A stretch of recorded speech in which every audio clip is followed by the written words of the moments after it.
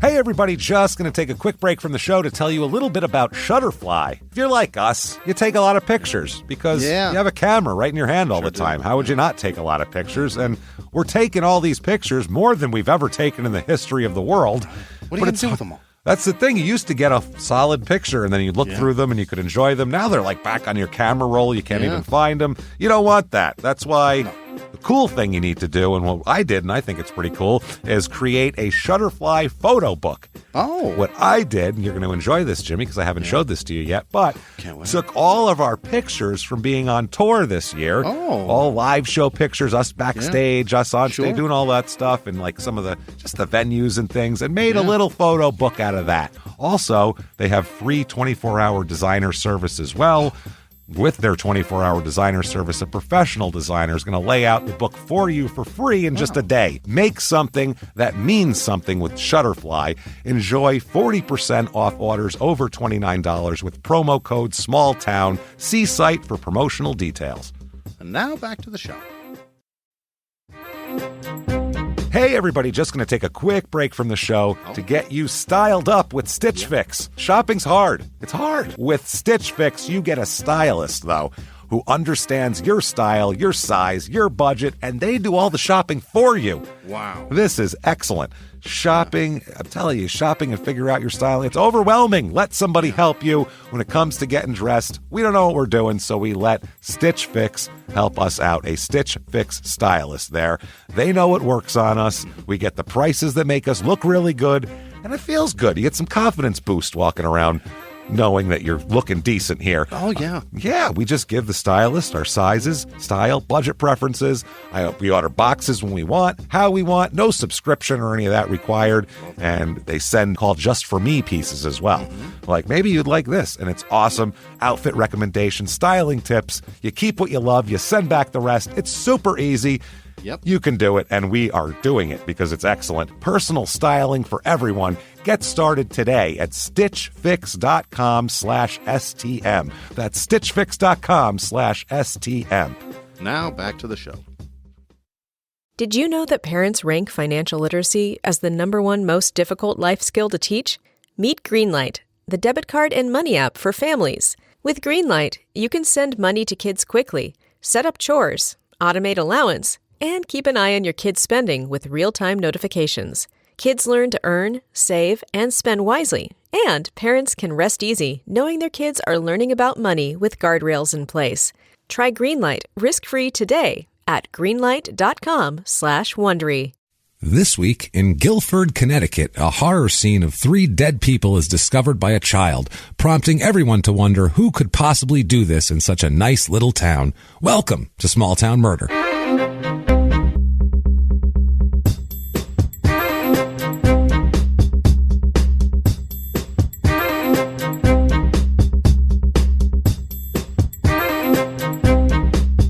Hello and welcome to Small Town Murder. Yay! Yay indeed, Jimmy. Yay indeed. My name is James Pietragallo. I'm here with my co-host. I'm Jimmie Whisman. Thank you folks so much for joining us on another crazy edition of Small Town Murder. And I feel like I have been bludgeoned over the head with so many small town murders because we were obviously in Florida this past weekend doing live shows, and it's been a lot of small town murder. So, and it just makes me like it more. Yeah. Just makes me have more fun. And I do have to thank everybody who came out to Tampa and Orlando. Unbelievable. We had a great time down there. Thank you, Bob in Tampa, for all of your work. We're sorry that your flashlight got lost, the club manager down there. But what a great club, though. Great club down there. Great times. And I will say the Orlando club, little protective a little bit of the staff. A little bit. If you don't know, we played the same club where the voice. I mess up her last name all the time, but the singer from The Voice. Yeah. She's very popular. Yeah. She was shot and killed there by a crazed fan, apparently during a meet and greet. Yeah. So they're super protective. If you go out to smoke a cigarette, you turn around, there's a big giant dude next to you, and you're like, what's up, dude? We're like, I'm good. And he's like, no, I'm just going to hang. You're like, all right, that's cool.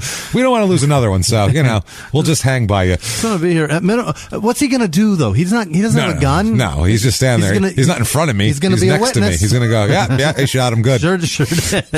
So, but thank you. Through and through. Oh, man. And also this week coming up, we will be soon here, the beginning of August, first week of August here. We are in Cleveland and Columbus. Columbus first, then Cleveland. Right. Get your tickets right now. There's some tickets left available for those two shows. So please get your tickets right now. Let's go.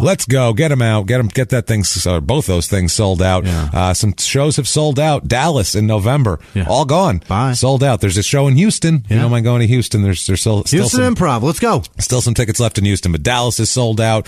Milwaukee in December has about 20 tickets left. Right. So those will be gone by the end of the weekend. So get your tickets immediately if you want to see us in Milwaukee in December. That'll be warm. Yes. Also Philly, Washington. That's the only time we're going to be really DC. DC. Yeah. On the East Coast there. So we're not going to Boston or New York in 2019. So get those tickets right now. Come and see us. LA, San Diego also.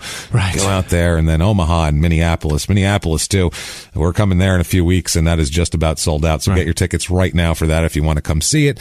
And quickly, house cleaning. Have to thank everybody for all of your reviews this week. They help tremendously. So if you haven't, please get on Apple Podcasts, the purple icon, and give us 5 stars. It helps a ton, immensely. We don't know why. It helps drive you up the charts. It's not our fault. We didn't do it. But just say you're following instructions, following directions. It really doesn't matter what you say. It's not for our egos. Go to shutupandgivememurder.com to get those aforementioned tickets to all upcoming live shows, also merchandise and all your small town murder and crime and sports merchandise. And I don't know what you're doing if you're not listening to Crime and Sports, because it's an absolutely insane show. And if you like us making fun of people that are doing stupid things, and that's the show for you, because that's really what we do there. It's what we're all about.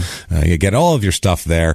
Do that. Also, you can be a hero of ours, a wonderful person who we're going to talk about in the credits. All of these fine people are producers at the end of the show. You can join that group of illustrious human beings very simply by going to patreon.com/crimeinsports or head over to PayPal and use our email, which is crimeinsports@gmail.com. You can find both of those links, Jimmy, where? Over there at shutupandgivememurder.com. Oh, you nailed it, buddy. You nailed it. Boy, was I on the spot. You were right there for that one. It was a pass. It was a no-look pass, and it hit Jimmy in the chest, and he looked down and went, oh, shit, that's my ball. The ball. Oh, fuck. All right. And then he hit a layup, though, right after it. He picked it up and got it. I got this. The ball falling off almost juked the defender. It helped a lot. Quick disclaimer, very quickly this week, because we want to get into this and get going on the case, because it's an insane case here. Quickly, this is a comedy show. It's a comedy show. It's real cases, real murders, everything like that, but we make fun of some things. We make fun of murderers. We make fun of a small town if it's got some silly festival, or a police force that, overlooks a murderer for years and doesn't arrest him, and then he kills other people. Things like that we make fun of because, we're comics, and that's what we do. Facts. It's all the rest of it's all facts, and then a couple of jokes. That's what it is. All facts plus 1 or 2 dick jokes. We'll throw in there for you. So if that sounds good to you, awesome. We're going to have so much fun.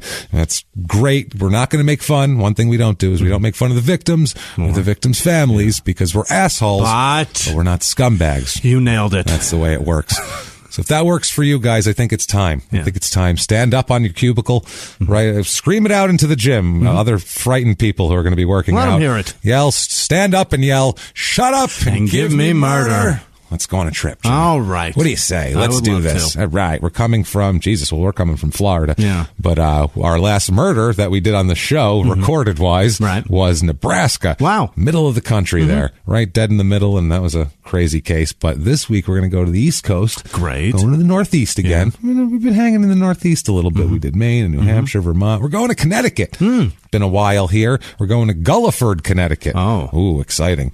It's in south central Connecticut. Okay. It's kind of right on the Long Island Sound there. So it's right on the water, south shore of Connecticut. Right in the middle of the pan. There's no panhandle here. It's all pan.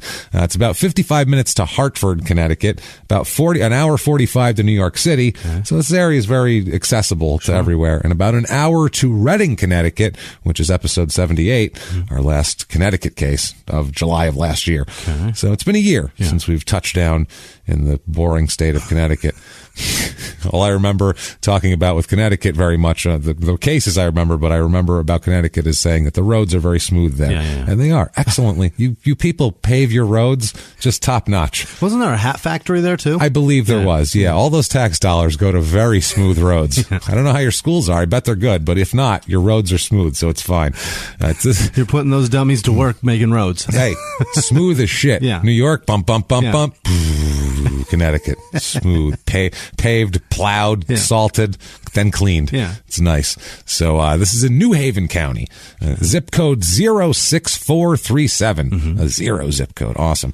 Area code 203 and 475. Hell yeah. You dare try to hold these people back. They'll pop another area code on that shit. 50 square miles. It's a big town, a lot of rural area in this town. There's quite a bit of ruralness in this area. Great. The motto here, and they are all about it, is, quote, discover a piece of Connecticut history. Okay. So, yeah. A piece of it. Just a piece. Small one. Yeah. Alternate. At least some for everybody else. Alternate. We have Revolutionary War jizz. Still here. You can smell it. You can smell it. George Washington's DNA is all over everything. Fantastic. It's all everywhere, goddammit. History of this town. Guilford is in the, like we said, it's southern Connecticut down there. It was originally called Menincatucket. Menincatucket. No wonder they changed it. Which is a really long, complicated name. Then it was sold, along with a bunch of other land, to the Puritans. Oh. Here. The Puritans, these people, this particular group of them, led by Henry Whitfield, were seeking religious freedom from England. In other words, they were seeking the freedom to impose to not to sexualize any woman they want, no matter her age. That's generally what the religion was then. Well, the Puritans, a different thing. Basically, they were so much of a pain in the ass that even the religious people of that time were like, all right, enough already with this shit. Really? Come on. We get it. You guys are all holy and high and mighty and shit, but Jesus, enough already with this crap. I don't know anything about Puritans except they dress stupid. There you go. They dress and that's on purpose because a lot has to do with the religion. Yeah, it's too much, a little too much, guys. Yeah. Be whatever religion you want, but I mean, calm the fuck down a little bit. Puritan. You're literally a Puritan. It's come on, calm down. Pure in your goddamn name. Enough already. When it comes to like very specific religious garb that seems to be an inconvenience, like, you know what I mean? Well, there's a lot of religious garb that seems to be an inconvenience. It's like, pretty much all of it. Yeah. Anything that you have to wear above a T-shirt or like a chain, like a casual button down or something, is pretty. I mean, people, they don't seem to mind. I guess I don't know, but I don't know. Some of it just seems Jesus. It seems like a lot. Lord, no, it seems like a lot. You got space in your closet for this shit. From a practical point of view, this is what I mean. We're not talking about anything theological or. I get it. You're closer. Hey, you're closer than I am. Good knock for you. Knock yourself out. I don't care, but I don't care what you wear because you go crazy. But Jesus, that's a lot to put on. It's a lot to do. It's a lot. It's like when you read. It's like when you read stories about like the 1890s or something. The women, it would take them 5 hours, and they needed 3 people to help them get dressed and all this different shit and makeup and stuff and shit dangling off of them. And that was to walk 2 doors down to go, buy a serving platter and then come home. Like that was. It was ridiculous. It's a lot. They get dressed up to talk on the phone, these people, back then. Now it seems like the, I don't know what the word is for it. Never mind. It's not going to matter. I don't know the specific Jewish religion of it, but they've got like ropes that hang from their waists and then like extra shit on their head. And it's so much. We are not going to get into this at all. I'm not even going to try to. It just seems exhausting. I know quite a bit about from New York. I know quite, but I'm not even going to. Is it Hasidic? Well, there's the Hasids, they have their own garb, and the Orthodox have their own garb. Maybe that's it. Yeah, but there's also different sects that you might be talking about. There's so much shit to be done. It's a lot. It's a lot. That's what I mean. It's a commitment. Yeah, it's a commitment. Is what I'm getting at. It's a whole day. It's a whole day. It's not. You're not just going somewhere on a Sunday. It's a whole every day. It takes you a long time to get dressed, and you have to go. Okay, there it is. I got it all together. It's a lot. I'll be back to take all this shit off very soon too. So Guilford here, it's low, like we said, in southern Connecticut. It was renamed Guilford in 1639 when they got here. They bought it and they said, "Menateta, what the fuck? Fuck that, Guilford." Yeah, God damn it, much more pure. That's right, pure. Pure Guilford water. Yeah. That's what it's going to be. Pure Guilford spring water. So yeah, it was renamed. It was admitted to the New Haven colony at the time. This was before Connecticut was even a thing here. It was named after Guilford in England. That's why it's Guilford. I think I've been calling it. Have I been calling it Guilford? Guilford since I said it right in the opening, I know, and I think I've been calling it Guilford ever since. I apologize. If you've already tweeted, fucking apologize back. You can send another one right now. Sorry, dude. My bad. Heard you. I don't know why I did that. Yeah. As I read it, I'm like, why am I saying it like that? That's not what I said in the beginning. Wow. Okay. Don't look at me. Sorry about that. So, Jesus Christ. You're looking at me for correction? I don't know what I'm doing. I'm looking at Jimmie going, Jimmie, do you know anything about this? And he's not. He I've has got no nothing. clue here. So it appeared on several maps as Guilford without the U in it because there's a U in it. So, okay. Yeah. So there you go. But they didn't have it in there. Big deal. Mm-hmm. So anyway, there's a lot of historic homes there. Guilford is considered by some to have the third largest collection of historic homes in all of New England. Oh. That is the most vague statement ever. Considered by some. Some people. Which couple guys. Anybody can say that. Yeah. You know, considered by some, Jimmie, considered by some, I'm the greatest basketball player that's ever lived. I've been told by you. Some consider that. Yeah. I'm sure if I could get my son to get into that, I could tell my daughter, they'd probably believe it. Other than that, I don't know. So it's considered by some to have the third largest collection, which is third largest is vague in all of New England, which is also kind of 13. a nebulous region also. So you can really, I don't know. There's 5 historic house museums in this town. Wait, it's not even 13. It's only like 7, right? What? Or 6? New England? Yeah. New England's, what is it? 6? Maine, New Hampshire. Right. I guess Vermont counts in that sort of. Vermont's Rhode like a Island? border state. Yeah. I know they count Rhode Island, Massachusetts, Connecticut. But Connecticut's also part of the tri-state area, which is New York, New Jersey, Connecticut. So I don't fuck. There's only like 7. You know anyway. what, Connecticut? You can't be in more than one relationship at a time with a group of states. Okay? You know what? Sorry, you're kicked out of the tri-state area now. You don't get to hang out with New York and New Jersey. It's now a bi-state. Yeah, I know you don't like New Jersey anyway, but you wanted to be friends with New York, and now you can't be. Now it's just a dual state area. Now you can't be there anymore. You know, bi-state. Sorry. All we're losing is a letter and keeping the same amount of syllables. Tell all your car dealerships you're no longer part of the tri-state Chevrolet car dealerships or whatever because they were all the tri-state whatever. Tell all of them now. You're out. You're New England now, dickheads. Have that. I think they're Yankee fans there, so that means they're the tri-state area. New England kicked them out for not liking the Red Sox. So they have one of the oldest wooden framed private dwellings in Connecticut there. Ooh, it's one of the original settlers' houses of Guilford here, and it was built in 1645. There was a skirmish fought in 1781 between the British raiding party. This is during the Revolutionary War, and locals. Yeah. They kind of fought off the British. Not a big deal. It was kind of kept out. This area was kept out of the Revolutionary War. Really? Yeah, it wasn't trampled upon like a lot of places. No battles right here or anything like that. 1848, the railroad comes. Holy shit. From New Haven to New London, and this was largely purchased. This area was purchased from stock purchased by Guilford residents, and one of them was the first passenger on the train. Jimmie's dropping shit over here. Good Lord, you're not going to be able to see anything. That doesn't matter. I guess I don't need to see anything. Who needs to see, Jimmie? So the railway company here was reorganized later on, and they made a lot more railroads around the area and made it all raily. So the shoreline was a lot here. There's a lot that goes on in the shoreline for industry. There was the salt hay harvesting, which we've talked about before. And you got salt hay, you got something there, buddy. You got the cattle, babe. You got gold if you got salt hay. You're holding it. Oh, fishing, granite quarrying, and a fish oil factory. Oh. We have the fish. May as well make them into oil. Let's grind these bastards down. So, in 1837, the granite quarrying began, and it became a huge industry there until a little like around the Depression, pretty much pre-World War II. People couldn't afford it anymore. Kind of thing. They probably quarried it all out, I imagine. That. After a while, that's it. Yeah. You ran out. You only can take so much. And only quarry so far. So, this was, the quarry was originally, this was on land owned by the first Whitfield guy who got here.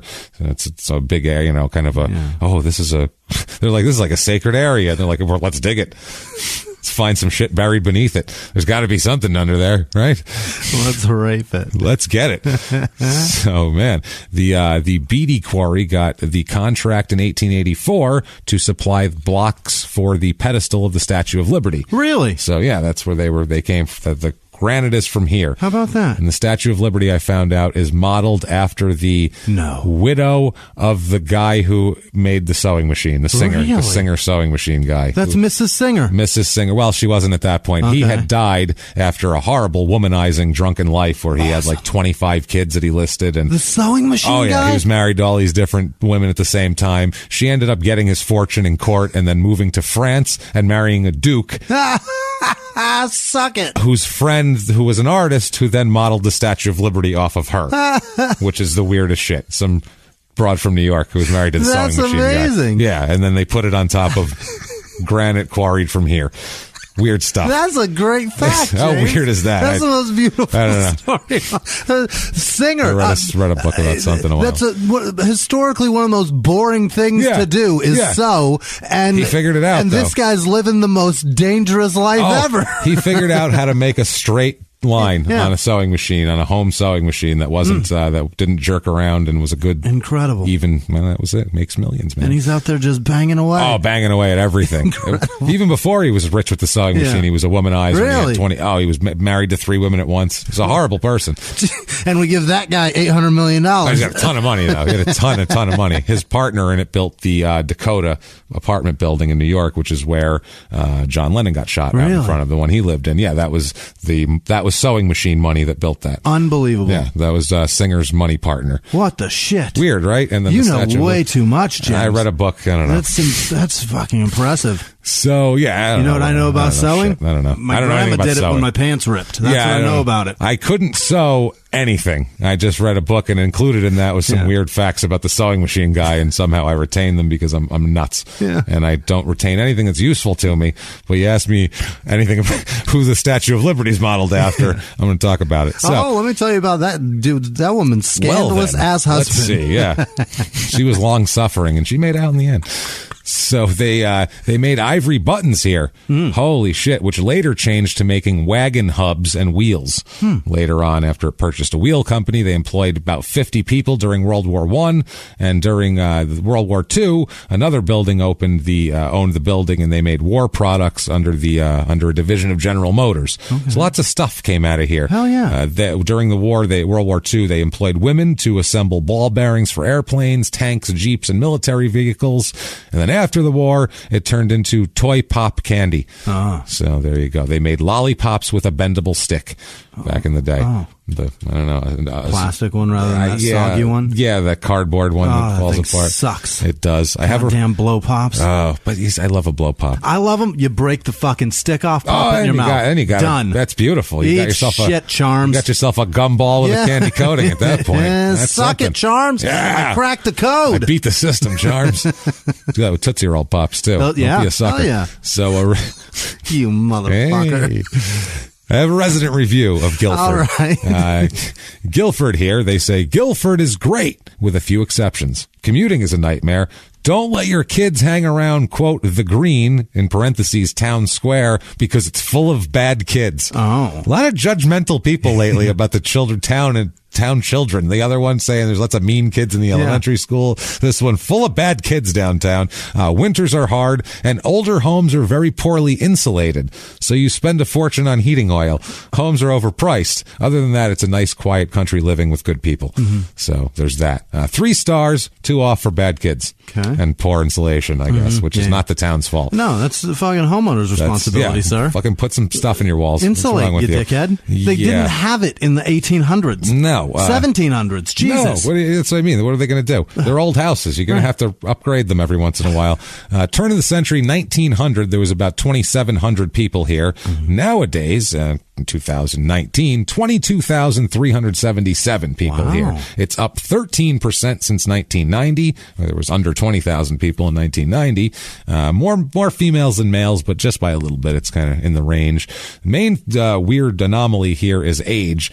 Normally it's about 37 and a half in the rest of the country. Here, average age is 48.3. It's a little bit of an older crowd. And that's kind of because it's a little more expensive, too. So you're going to kind of have the older... You price out the dipshits. Yeah, that, and you get the people who, like, they have kids when they're 37. Right. You know, when they have some money, and then they move out of life a little better. And then they move out of the city where they have jobs in New York City, you know, where they commute every day, and they move over to whatever. And they're very purpose-built in their living rather than having drunken fuck nights. And you can tell that by the fact that all the under 18-year-old demographics are low. Really? So they're not having a lot of kids either. They're like, we're going to control this shit. I'm going to cover it up. You're going to take a pill, and we're not having it anymore. One. You're taking the pill, and I'm covering it up. I saved up for Harvard or Yale, actually. It's right there. For Yale, for one of our kids. Just one. We're not sending another one to community college. We're just not having any more. Pick a stupid name and let's name it. Let's do it. Yeah, same letter as you. Fine, I don't care. Whatever. Let's go. Fine, Barbara. Call her Bethany. I don't give a shit. So, race of this town, not too much of a shock here. 91.5% white. Yeah. It's a suburban Connecticut. Right. That's kind of what it's known for. 0.4% black. How about that? Not a lot of black people here, I would say, at all. And New Haven is pretty black. That's is it really? A lot of black people in New Haven, which is pretty close by. So it's very strange. 2.6% Asian here. 3.6% Hispanic. So it's just pretty fucking white. Right. Put it that way. More people are married here. Normally it's 50-50 on marriage. Here it's almost 62%. Yeah. So this is what you get, a little more affluent, and we'll talk about that. You're going to get a little more of the married population, and they're still married. The divorce rate is lower here than normal. Widow rate's kind of about normal, but most of it is not a lot of people that are single with no kids here. It's not a lot of people moving there to swing and hang. Just not really the vibe of this town. It's about 50% religious, which is right on the norm. Most of the people who are religious are, I'll give you one guess, Jimmy. Conservative? No, well, that too. Right. But Catholic. Catholic, right. Yes. 36% Catholic, because Catholics are the Baptists of the North. That's every damn time here. 1.3% Jewish. How's about that? Hey, we finally got to do it again. You get close to New York City. You get a Hava Nagila for 1%, and we've had, I think that's the third time I've done it in 129 episodes. So small town, if we can have one just anecdotal observation, there are a lot of Jewish people in small towns. No. I'm going to say that, well, at least ones we cover, at least murdery ones. They're not big fans of it. I guess not. Seems to be. I guess not. 0.5%, so about 0.5% Islam here. Voting wise, about 54% Democrat. They voted in the last election. 42% Republican. About 4% Independent. Unemployment rate here is low. It's under 3%.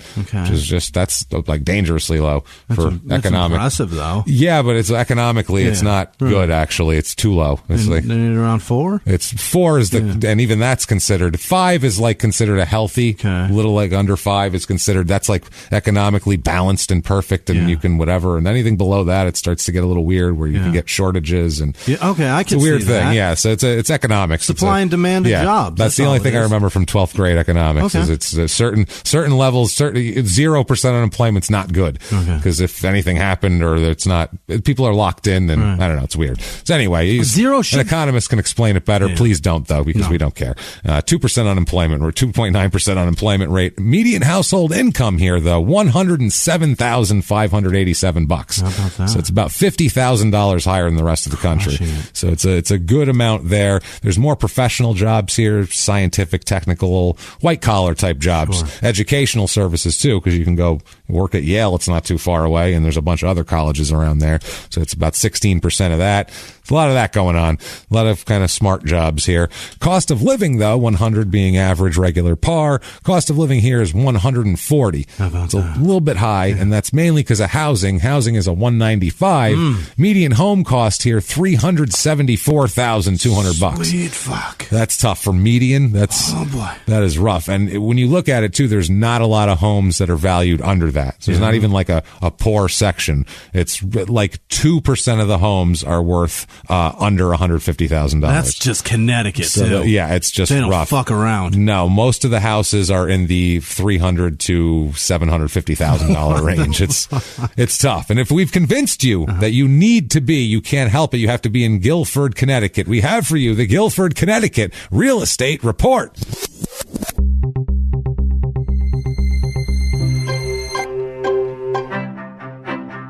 Your average 2-bedroom rental here is about $1,660. That's not bad. That's only about $400 over the national average. When you're talking about the median home prices being that goddamn high. It's rough. Well, I found a value home here. Well, not value, but 3-bedroom, 3-bath, 1,584 square feet. I'm not going to lie. Inside looks like it's from Stranger Things. Good. As far as, not like after the Demogorgon attacked Joyce's house. I'm talking about just from 1984. It just looks like it's, hey, that's the fridge that Mike has in Stranger Things. It's weird. $196,009. I don't know why the 9 is in there. Nobody's giving you that. No, I'll give you the even. Right. So I found this is the same house, but up to date, basically. 3-bedroom, 3-bath, 1,600 square feet. It's up to date, though. $324,900. Okay. It costs you an extra $130,000 to get the nice furniture and carpet and walls and all that. Finally, I found a 3-bedroom, 3-bath, 3,522 square feet. It's nice. It's spacious. Setback from the road. Nice big trees grown in. Big yard. $550,000. All right. For this, but yeah, that's kind of the best value I found in that kind of a house. But still, though, expensive there. It's pricey. That's steep. Yeah, the Stranger Things house is fucking $200,000. That's rough. You know. And this thing, you're looking at fucking. You got to pay property taxes on that too, and that's gotta be steep. Property taxes in Connecticut are steep. Yeah. Taxes in Connecticut's nice, and you go, someone's got to be paying for this shit because the schools are nice and the roads are nice. Babe. Yeah, it's there. So things to do in this town. We have the Guilford Fair. Oh man, this is the big deal here. It is the second oldest agricultural fair in Connecticut, apparently. So very, really weird, nebulous rankings. All these. It's the second oldest. How do they know? And when also, an agricultural fair could have sprung up without being on the radar. You shouldn't get to claim that when you were first. Anyway, you don't know. Californians don't even have the chance to do that. They don't know. And what do they know anyway? Could have they know everything. There's no internet. They couldn't know if they had one on the other side of the state 3 weeks ago. They didn't know that. And they don't know the Utah. Listen, the fucking natives. Well, it's in Connecticut, second oldest in Connecticut. Right. But, is that what it is? Yeah, they've been doing it since 1859. Okay. Utah hasn't had the chance. No, not at all. It's held each year at the third weekend in September at the fairgrounds, which that'll come up later in Guilford, and that'll come up those fairgrounds. Now this year you can see there the Coyote River Band. I love doing this because we always have somebody who knows the band. And he's like, they're actually fucking good. We're like, yeah, we don't know or care. We're just making fun of names because they're funny. A county fair, they probably aren't. It's they say they're fan favorites, performing a variety of genres that appeals to a wide audience. All right. So basically, cover band. We don't care. Right. We'll do anything. Right. You want taking care of business? 1, 2, 3, 4, fuck it. We'll play it. We don't care. Let's do it. Let's Every go. Day, they know it. Also, John Cafferty and the Beaver Brown Band. Hell yes. They're actually had gold records. I'm sure. That's on the dark side, that one song from the 80s. Remember Eddie and the Cruisers? Yeah. The 80s movie? They were the band that actually... Really? This is the real band that plays the music that they always play which was on the dark side. Oh yeah, that's them. That's them. Yeah, I saw them at a county fair in 1987. Still doing the Dutchess County Fair in New York. I was a little kid when my mom was like, "Oh yeah, that's from that movie." Yeah. I was like, oh, "Okay," and that was there. It is. There it is. Get the fuck out of here. Also, Voyage, the ultimate Journey tribute band. Hell yeah. Which is probably just Journey without Steve Perry, I would imagine. Well, cares? Journey's not Same even thing. Journey anymore. That's what I mean. Journey's a What's Filipino guy. That's what I'm saying. Same thing. And I think they even fired the Filipino guy. They hired somebody else. Who gives a shit? Who cares? Voyage. Voyage. The tribute. Ultimate. The ultimate experience. Crime rate in this town, what we're interested in, property crime is about 2/3 the national average, so about a third low. It's pretty low. And then violent crime, murder, rape, robbery, and of course assault, the Mount Rushmore of crime, is less than 1/3 of the national average. Wow. I guess that's not said right. It's 1/3 the national average, a little lower than that. So it's very low. We'll put it that way. Very safe. Very safe. This is a town known, you go here to go apple picking. Hell yeah. This is like you go apple picking. See the fucking trees change, James. That's what it's like here. And then they have the Long Island Sound down there. It's very nice. You go to the agricultural fair. All the schools around there win all the soccer championships. I was reading too. Very much into that. Very much known for their fair. Like this is like the rural, beautiful place that you go. That you dream. Oh, I would hope we can live here someday. That neighborhood's gorgeous, isn't it? This is here. Soccer and fairs and minivans. Fairs and apple picking and minivans, and just see little kids with rosy cheeks and just all happy, right? A bunch of kids with X's in their names for no fucking reason. Oh, forget about it. All over the place. Yeah, just Xander. Yeah, and because mom loves Xanax. Xavier, and because their mom is Casey Anthony. You know how that goes. You know how that goes when your mom's Casey Anthony.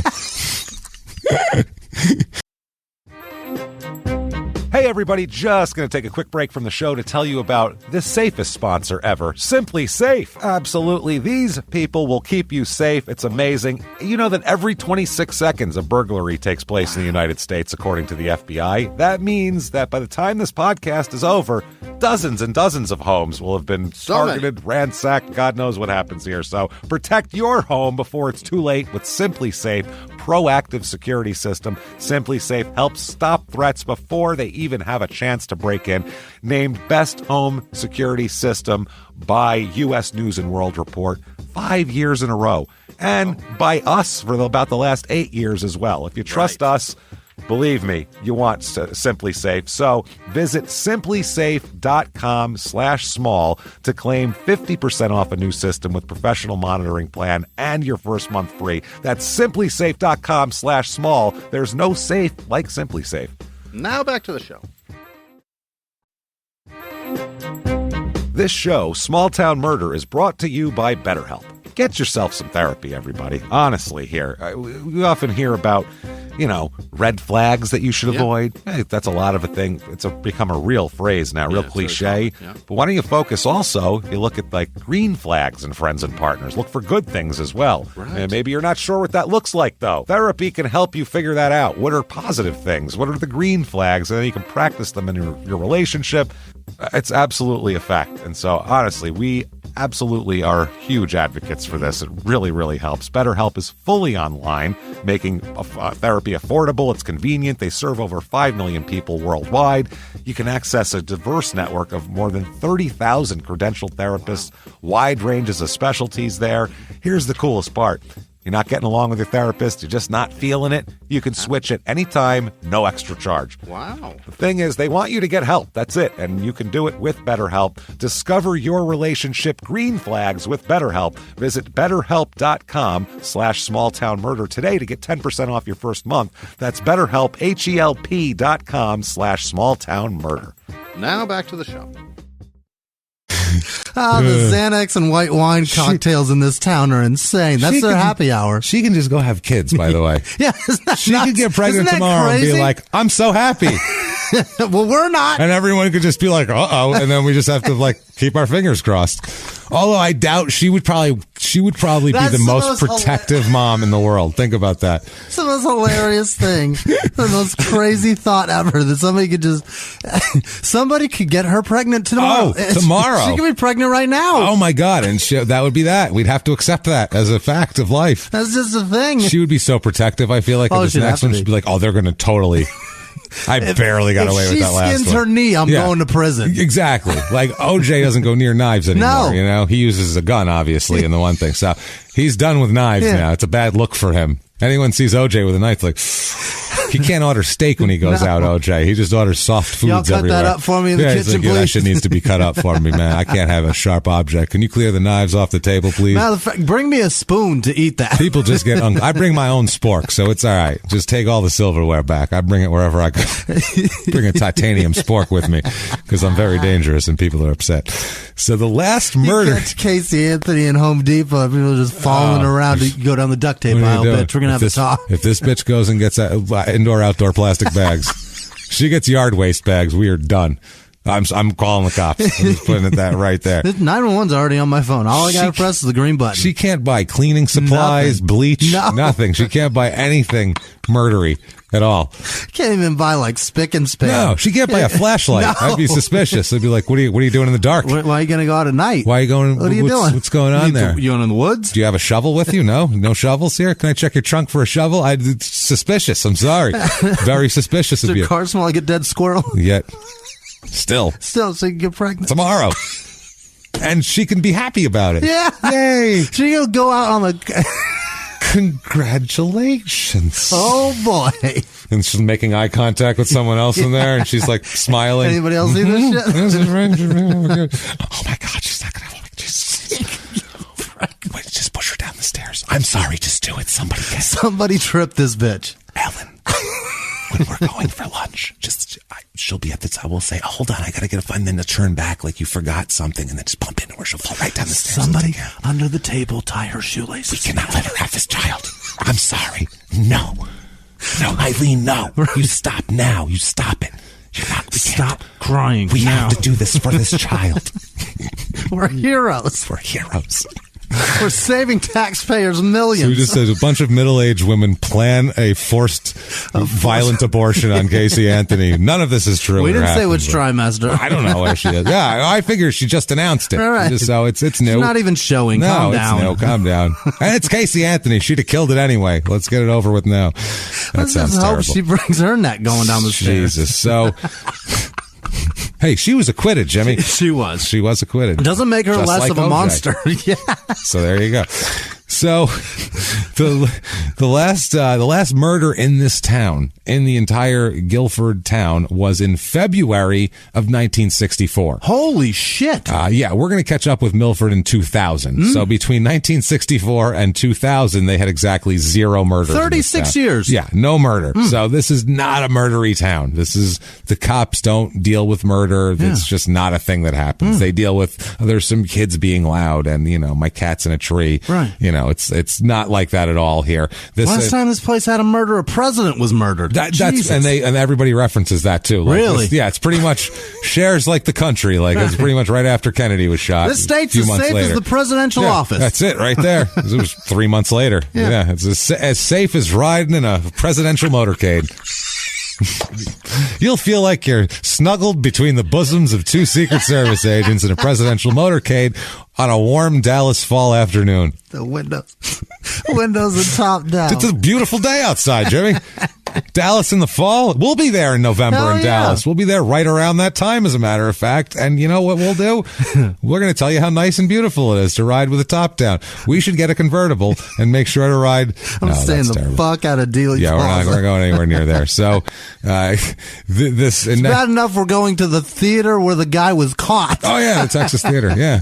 Which is good. Hey, it's going to be a very historic day. Maybe that's why it sold out so quick. People are very into history here. So, the last town, it was 64, and it was a guy named Gibson Carr. He was convicted of shooting a man named Edward Dykes, who Dykes was visiting the home of Gibson Carr's former wife. Oh. And he got pissed off and went over and shot the guy and got a life sentence. So that's a pretty typical case there. So let's talk about a guy who is from this area, who's grown up around Guilford, and this isn't like the typical Guilford kid that they want to produce here. There's a lot of families that are, upper middle class and they want their kids to go to college and all this type of thing. And Mills is kind of from he's more of the white trashy element of the town. What's his name? Kind of like that. Jonathan Mills, his name is. And he's just kind of never quite could get himself going in life. Never got any traction. And it started early. He just, it started out like a lot of kids. He started smoking weed in like 8th grade, which is fucking normal. It's not great, but a lot of kids start smoking weed around that time, and they don't turn out to be a bad person, or they could turn out to be great. You never know. That's not a factor you can look at and go, that guy's going to turn out to have a terrible life, and bad things are going to happen to him. So he ends up dropping out of school, though, and when he drops out of school, and right around the time he drops out of school is when he starts really getting into heavier drugs, which is then a problem. And this was in 2000? This was before that. No, in the 90s. Yeah, this is in the 90s. We'll talk about that. He's about 22 years old at this point. So, I'm sorry, 27 years old in 2000. So he's born in 73. So he gets into heavier drugs. So if you're dropping out of school because of your desire to do heavier drugs, that's probably a bad thing. That's bananas. And he's going pro? Like, what the fuck is what that? I mean. He's like, you know what, man, I'm ready to go pro. I've had enough training. Coming out for the druggy draft. No one can smoke crack better than me right now. I feel like if there's anyone in this country who's ready to be on the front lines of crack smoking, it's me. First ballot Hall of Fame eventually. I can sleep in a dumpster. Nobody even cares. I can do it. I can pull it off. I'll show you. I'll do it, and then I'll eat whatever falls in on top of me. I'll do the most in my career. That's a crackhead. I can do this for years. Yeah. So, you know how it goes. He's in and out of jail all the time, and for bullshit, and it's escalating bullshit. We'll talk about his sister Jennifer says that he habitually used crack cocaine, powder cocaine, heroin, and marijuana. All right. So whatever he can get his fucking hands on, it sounds like, and we'll talk about it later on. He likes to smoke a bunch of crack and then do a bunch of heroin and come down, and then he's got to go out and get more heroin. This is the cycle, by the way, of like the people always think like if someone's a dope fiend, if they're just into heroin, that they don't like uppers. Right. But most of the time, the people, especially if they live on the street or if they don't have money to buy heroin, what they do is they got to get crack, and that gets them up because they're so down from needing heroin. Right. So they get crack, they smoke some crack, and that gets them up for the hunt. Sure. Then they can get their money and get their shit together to get their heroin. And by then they're jittering out on that, and then they calm the fuck down, and that's it's up and down and up and down. Basically, it's brutal. That's the whole point.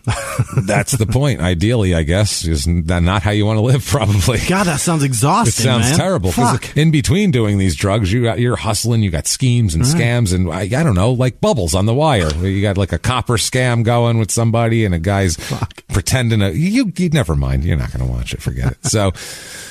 So he is between 1992 and 2000. He's arrested 23 times. Holy shit! Which is a lot of 7 times. years. That's a lot of times. 3 times a year. 3 times Every a year. 4 That's months. just in your teens. You're just always getting arrested here.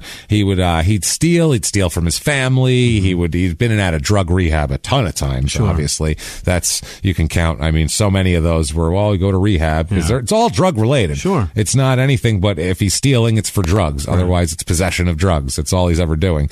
So he has tons of possession charges, larceny, escaping custody, criminal interference with police. We'll talk about it here. In 1990, he is arrested for stealing dogs. This is when he's like 17 years old. He's arrested for stealing dogs from the Guilford Pound. Why would you do that? So he could sell them to get cash. Wow. They're free dogs. Yeah. You don't have to steal them. They're free dogs. And then you're going to sell a free dog? Right. It's a fucking free dog.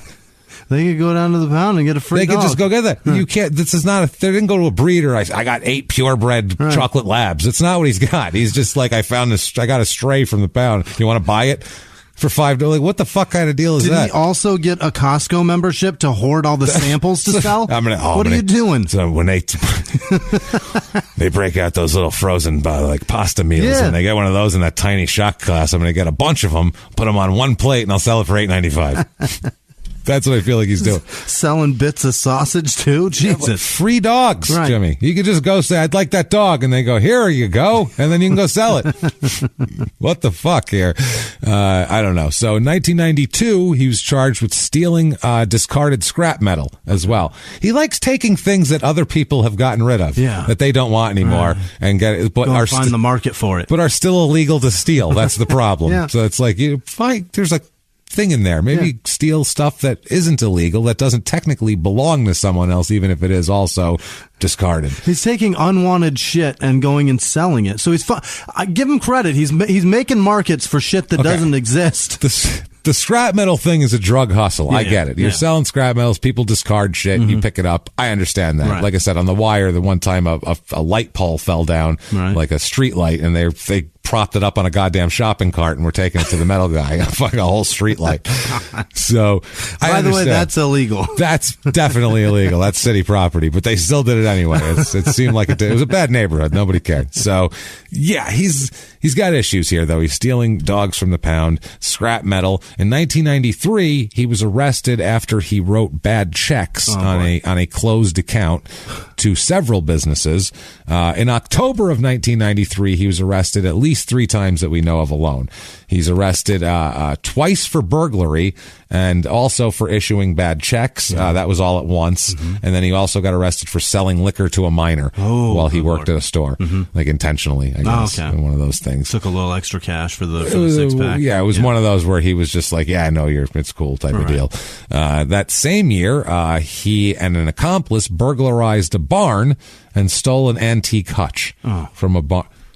Dogs, hutches, scrap metal. This guy's got the weirdest crackheads have crazy schemes. Yeah.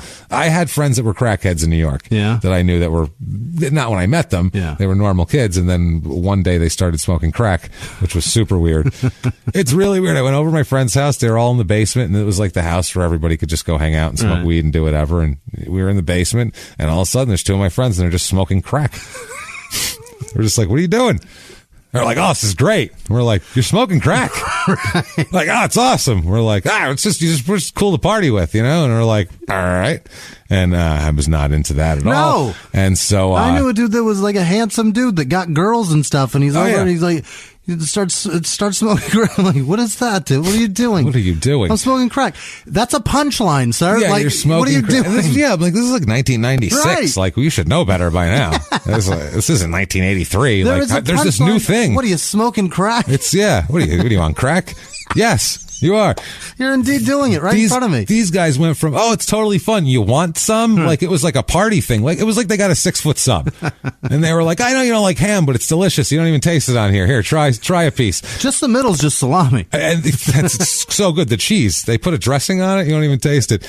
2 weeks later, my friends showed up with a cigarette machine and a payphone.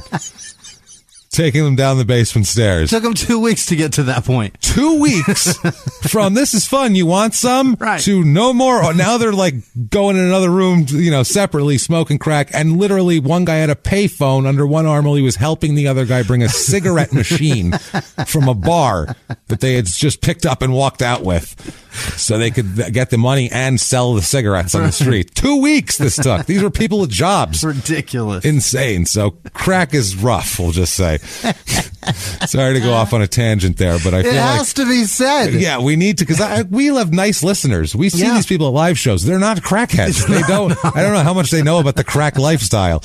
I assume you've listened more than Jimmie has. You've watched The Wire. You've seen the plight of Bubbles, but outside of that, I don't know how much you know about it. I've seen the shit firsthand, and it's Bubbles, bad stuff. What was he? He was smoking crack. He was doing heroin. Heroin was his main. Yeah, he was. But even still, that's just you're doing both. It's the same life. It's the same life, basically. Watch Dope Sick Love. Those people. That's fucking horrific. They gotta get crack to get up to get the hunt for dope, and then they get the dope, and then they sit, and then oh shit, we need more crack. It's like a game show because you're working against the clock every time. How fast can you get it before you nod off and throw up in your sleep? Hey, I got a scheme where I tell guys I'm a cop when guys pick me up thinking I'm a prostitute and thinking I'm going to blow them. Then I tell them I'm a cop and I won't arrest them if they give me $100. Hey, you win $100. I better hurry. She did it on there. Gotta find the dope man. That was a good scheme. It worked. It worked, man. And if you don't find the dope man before the shit kicks in, you're a mess. That's the other thing. And you're going to be crippled on the street. Which is why they let dudes blow them and everything else on the street, and that happens all the time, which is another thing I don't understand about drugs. Working against the clock. Once you got 5 minutes left, you better fucking take your pants off. That's right, man. Jesus Christ. So anyway, he stole a hutch from a barn. Unbelievable. And then he steals an amplifier from a church. And sold it to a pawn shop. Filthy. Don't steal from church. I am not a religious guy. If anything, I'm I don't say talk about it all the time, but I'm not really into religion or whatever. But you go nuts. If it's good for you, go crazy. But for me, it doesn't work. Don't steal from a church. No. There are people people gave money to get that amplifier for a good cause, and you're stealing. I get it. The church itself is stealing from the government by not giving money for the amp. Is probably now these people can't hear the fucking their kids sing in the choir or whatever the hell. It's leave the people They're alone. working on donations. Yeah. Jesus Leave 'em Christ, alone I'm here. familiar. It's not that, you didn't steal from St. Patrick's Cathedral. No. You know, like that, a priest diddled me there 20 years ago and I'm going to take this. That would be different. This is just, I bet I can get $50 for that amp. This Pathetic. is disgusting. So in 1995, he was in Madison, Connecticut, and he was doing work at a private residence and stole a woman's checks and tried to cash them. Oh, what a dick. From the place he was working. Stupids. I mean, the crackheads, there's no forethought. It's just, there's checks. I could make these. Well, there we go. I'll write them, and then I'll just get money and crack. You could have pulled the word "for" out of there. Think about, yeah. There's no thought. It's just check equals crack. Right. That's the thought they have. This equals, I could get crack for this. So, 1996, he was in Branford, and he and some accomplices trashed a motel room and soaked a mattress with water, ripped up phone books, and just basically did a motley crew on the room, except they're not rock stars, and no one likes them, and they had to pay they did about $500 worth of damage, and can't pay for it, so you get arrested for that. That's the thing. Motley Crue could do that, and then they write a check, and they don't get arrested for it. But the mattress is usually soaked with female ejaculate. It's soaked with urine. Maybe, you know what? I'm going to take their side for a minute. Maybe the mattress was already soaked with urine. They said, we need to flush this through. Soak it down so the urine comes out, and then they had to rip up a phone book to put on top of it because it was wet, just to make a bed of ripped up phone book. You know what? You can see how we got from A to B. It's all it was. So I could take their side on that one. I'm not sure. But then something I can't take their side on. 1996, he and an accomplice stole cameras, tapes, records, documents, and jewelry from a Guilford residence and then pawned them. That same year, he stole a phone and a leather backpack from a car in a parking lot in Guilford also. Okay. So he likes to steal shit. Don't leave anything unlocked here. In that whole thing, he stole credit cards and a wallet, and he attempted to use a stolen check at a jewelry store to purchase thousands of dollars worth of jewelry that he was, I'm sure, going to then sell for $50. Some shit like that. It's hilarious. He thought he was going to get away with that. A crackhead wanders. You can pick a crackhead out. A crackhead wanders in buying thousands of dollars in jewelry. I'd like several items. You know what? I'm trying to change my look. I'm going for more of a Liberace thing. If I could possibly see that bracelet, that big medallion, you know what? I'm going to take those. You take checks, right? No, but you don't need ID, I'm sure, right? Yes, my name's Tabitha. I'm perfect. Yeah, this is great, right? No problem. So he tried to do that, and then he and an accomplice later on in the year were charged with, so he goes from the great jewelry heist. He's like, well, that doesn't work. I better try something simpler. So he steals bicycles from garages. Oh, what a dick. From open garages like an asshole. So he just turns into one of those scumbags. In 1997, he's charged with stealing jewelry from the family of the mother of his child. Very nice. He is a scumbag, man. Very nice. He's a crackhead. He is a through and through crackhead. This is crack behavior. Absolutely. Absolute crackhead behavior here. Then they couldn't find it, and they figured it comes out later that he sold all this shit for drug money, obviously. So stole all their jewelry and sold it, and they couldn't get it back. He also had other run-ins with the law. In 1997, he was in North Branford, which is also in Connecticut, and arrested after he cashed $740 worth of stolen checks. That's not wonderful. In Hamden in 1997, he was charged after stealing and pawning jewelry and other valuables from a girl he was dating. He admitted to pawning these items to buy heroin. So very nice. In 1997, New Haven police saw him purchasing heroin, and he was arrested after fleeing from a police officer when they found him. And in 1999, he ran from police who pursued him, and they charged him with possession of crack cocaine. Of course. So after all this, over the course of this 7-8 years, he does about 4 years of prison time. Wow. In here, spotted in 6 months here, 5 months here, 2 months there. Over it's a pretty good amount. He's in there a lot. When he's not in, he's out, and he's figuring new reasons to be in. Plans to be back. Yeah, he's really checking it out. He really puts it on his schedule. I'll give him that. He does. So it's all about the crack. So he goes in for a while after this 1999 arrest. He's in prison until August of 2000. So locked up. August of 2000, he's released from prison, and he wants to start a new life now. Yeah. He wants to start a new life. He's been in jail, and he hasn't been doing drugs in jail. Yeah. And his sister, Jennifer, says, quote, he looks healthy, and he told me he's going to kick drugs. So this was it for him. He said, it's a long And if you started as a teenager, by the time you get into your mid-20s and you go to prison for it, you might be tired. Yeah. That's the thing. It may have run its course. These guys have to get tired or else they don't stop. Or they die. Right. But it's a tired thing. They have to get sick of it because it's an exhausting thing. And sometimes when they still have the energy,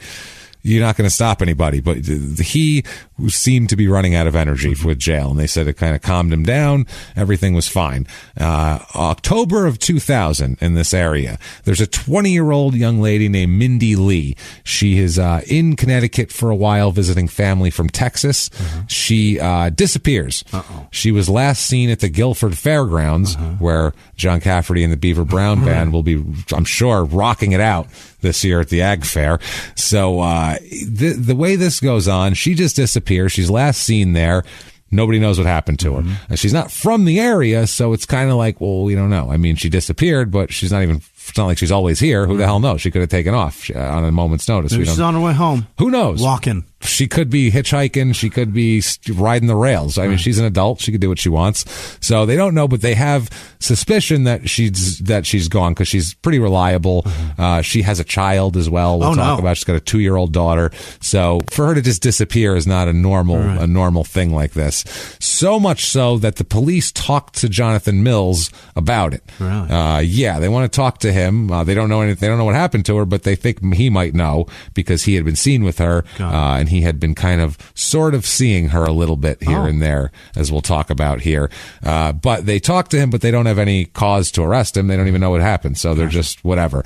So they do execute a search warrant for his house and everything. Like they really look at him as a suspect, but they don't even know what a suspect for, just in a disappearance. They look for traces of her and things like that. They find nothing, nowhere near enough to either be put together a case or make an arrest, or there's no evidence here. So nothing happened here. Mills, Jonathan, is living with his aunt, a woman named Donna Kyle at this time, and a bunch of other family members there live there, and what is described as a, quote, small sagging wood frame house. Oh, Jesus. It's kind of, he's kind of the white trashy part of the town, where a lot of the town looks down on him, I'm sure, type of thing. Living with his aunt and a Charlie Buckets? And a bunch of the family, they all cram in. Yeah, they're Charlie Buckets, they're shit buckets. I'm sure there's all sorts of buckets going on in this house here. Crackhead Charlie Buckets. Jesus. Charlie Buckets. Oh, boy. Hey, man, you got that golden ticket, man? Hey, dude, what do you got? You got that Wonka, brother? You got that Wonka? I'm looking for that Wonka, brother. You got that Wonka? Because I'm looking for what do you got? What do you got there? What's that? Is it under here? What's that ticket? Is that? Hold on a second. I'm looking for the Wonka. Jimmie, is that? Hold on. Where's that shit off of there? There's my ticket's under there. Stop it. I told you to leave my fucking ticket alone. Oh, my God. Is that a payphone? I bet I could make a key to open that. That was my friend's plan, by the way. What? They poured they tried to make a payphone key mold because it's the master key. So their idea was to steal a payphone, get all the coins out of that, but make a mold of the lock and make their own key so they could go around and open payphones and just be, kings of crack, apparently. Turns out, though, those keys are pretty fucking hard. Yeah. And they couldn't get a hard enough steel, literally, to mold to make a mold. Every time they made one, it would snap off and they couldn't do it, and then it would get stuck in there and they'd have to get pliers. They have a fucking smelter? They're like... Yeah. Oh, dude, they stole other shit. You should have seen this. It was a whole operation. This is crack ingenuity. They were just... They're like, if you melting down chains to make a 24-karat key. I remember thinking, if you put all this effort into, anything, a lemonade stand, you would make a fortune. Any business, if you put this effort into it, you would make a fortune. You could live a life. Jesus, you fucking idiots. So... Instead, this is what happens here. Now, this house happens to be next door to Mindy Lee's brother-in-law, and next door to the brother-in-law is Mindy Lee's father, Bruce Lee. Yes, Bruce. It's Leigh, but his name is Bruce Lee, and he's 51 years old at this point. So this was well before Bruce Lee. So in the 70s, he's like, oh, shit. What the fuck? I could roll with this. Fuck it. He's a bad motherfucker. Bruce Lee. Yeah, that's right. Yeah, I think he got a little mileage out of that. Somewhere there's a heavy dude named Chuck Norris that's I'm pretty badass. That's pretty tough. Even that guy, he can go by Charles Norris or Charlie Norris. He's Bruce Lee. Can't help it. So kick-ass. So, yeah. Next door to that guy, though, is Bruce Lee, where Mindy has been staying. Mindy lives in Texas. She's been staying with her father here. So, Jonathan Mills lives basically two doors away from Mindy. That's why they think they know each other. Also, Jonathan met Mindy at a backyard barbecue in the neighborhood at Bruce Lee's house. He put on quite the display, broke a bunch of boards. Yeah. You should see when he does a barbecue, he takes the tray of meat in his hand when he's done off the grill, and then he does a display of kicking through boards, punching through shit, all without dropping a chicken thigh. Right. It's impressive. You got to see it. The balance involved in it. He cuts the steak with the fucking side of his hand. He chops it down. And he slices it like it's not just in half. No. He gets sliced. They're all even. So nobody can believe. They ain't got shit on Bruce Lee. Bruce Lee's barbecues are the best in the neighborhood. That's why the neighbors come. Right. So they met about a backyard barbecue last summer because they were outside, just hanging out. And I guess one of them went over to smoke and the other one was smoking too. And they got to talking. Sure. And they were around the same age. He's in his early 20s. She's 20. So whatever. She's like, is his name really Bruce Lee? Is your dad's name Bruce Lee? That's pretty kick-ass. Is he that cool though? Let's find out. So her brother-in-law said that she's from Texas. Everybody describes her as a good girl. Who's been living with the family here for a while, but was soon to be returning home. I think she had some problems because with her relationship, because she was going home soon to quote be with her fiance. But we'll find out. I think they were probably having some issues, and maybe that's why she was there. They have a 2-year-old daughter together as well. Okay. So now the mother of a 2-year-old is missing. It's a problem. So after this, though, after October of this year, that's when she disappeared in October at the fairgrounds. Jennifer Mills, who's Jonathan's sister, noticed that he was starting to do way more drugs again. He started getting drugs again. Yeah. She thought he was clean for a good month or two there, and all of a sudden she's starting to see the telltale signs of crackiness starting to come through. He's drinking again, everything like that. Then she says he starts using drugs on a daily basis. Yeah. This is right around this time, all of this. So, so people are kind of suspicious of him. And like I said, on November 14th, police interview him. A couple weeks after this, in connection with the Mindy Lee thing, they searched his home. They seized things to do tests on and DNA and wipe it down and look for blood and all that. And they never found anything, and they don't charge him. Yeah. But it's a small town, and this girl's disappearance is a big deal because there's been no murders since 1964. Right. So this girl disappearing is a huge deal, and everybody knows that the police have talked to him. So it makes him, scarlet letter big time on him. Like, at this point, he's working as like a part-time as a mechanic, a little bit as a concrete laborer. Okay. He just got out of prison. Doesn't have a lot going on in the job market for him, really. And he got fired. One time he got fired for stealing. This is after, obviously. And another time they just said everybody was uncomfortable having him around because, he was a homicide suspect or a disappearance, kidnapping suspect or something might have happened to that girl. And, guys kind of want to cave your head in with a monkey wrench when you turn around. So not good to have you on the job site today. There's a lot of heavy fucking machinery and tools around. Yeah, this big fuck here threatened to push you into the concrete and just pour right over you. So I would leave if I were you. Yeah, it's a bad place to have people mad at you, put it that way. So they don't end up, like I said, no arrest of Jonathan Mills for the Mindy thing. He just goes on his way, on his cracky merry way.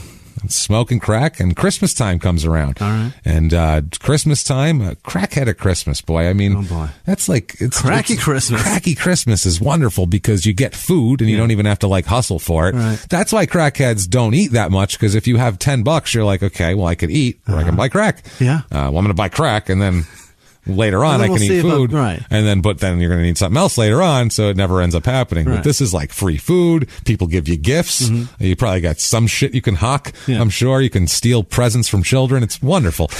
Just a great time of year for a crackhead. The Whitney and Bobby Christmas album. Cracky Christmas. December 26th, 2000, the day after Christmas here, 4 p.m., Jonathan Mills is in Guilford, and he travels to New Haven. He's with a friend of his, a guy named John Prokop. We'll talk about him later on, too. They are on the way to New Haven. Why do you think they're going to New Haven? They're going to get crack. They're going to get cocaine and heroin. Oh. They're like, let's get both. Yeah. This will be fun. Because they have a little bit of money in their pocket. Okay. So they're going to get a little bit of both and have some party time. This is like crackhead's dream. And on the way, they're drinking beers in the car. Because, when you're on the way to buy crack and heroin, what's a fucking open container? Who cares? What's a beer between us? There's just no logic. It's just whatever you can stuff into your body at however long every day till you fall asleep on the floor. That's all it is, man. So they end up purchasing heroin. They went to a parking lot where they each snorted some heroin. They each had a bag that they snorted. It's dangerous. Well, they like to snorting rather than sniffing. I guess it's better than IV. But that's I knew kids that did heroin a lot in high school too. New York was fucked up, and they were mostly snorting. Jesus. Then they got into shooting later on. Because you only snort for so long, and then that's not good enough. Unless you're already lying and you let your nose close up. Well, he likes his coke too, but like the heroin people, they would snort for a while, and then it's like, but it's 10 times better this way, so they end up shooting it, and then once you shoot it, you're not going back to snorting. Why would you do that? It's the difference between shooting a bullet and throwing one. It's not very different. You know what I mean? Yeah. So that's the progression. But they're sniffing heroin at this point.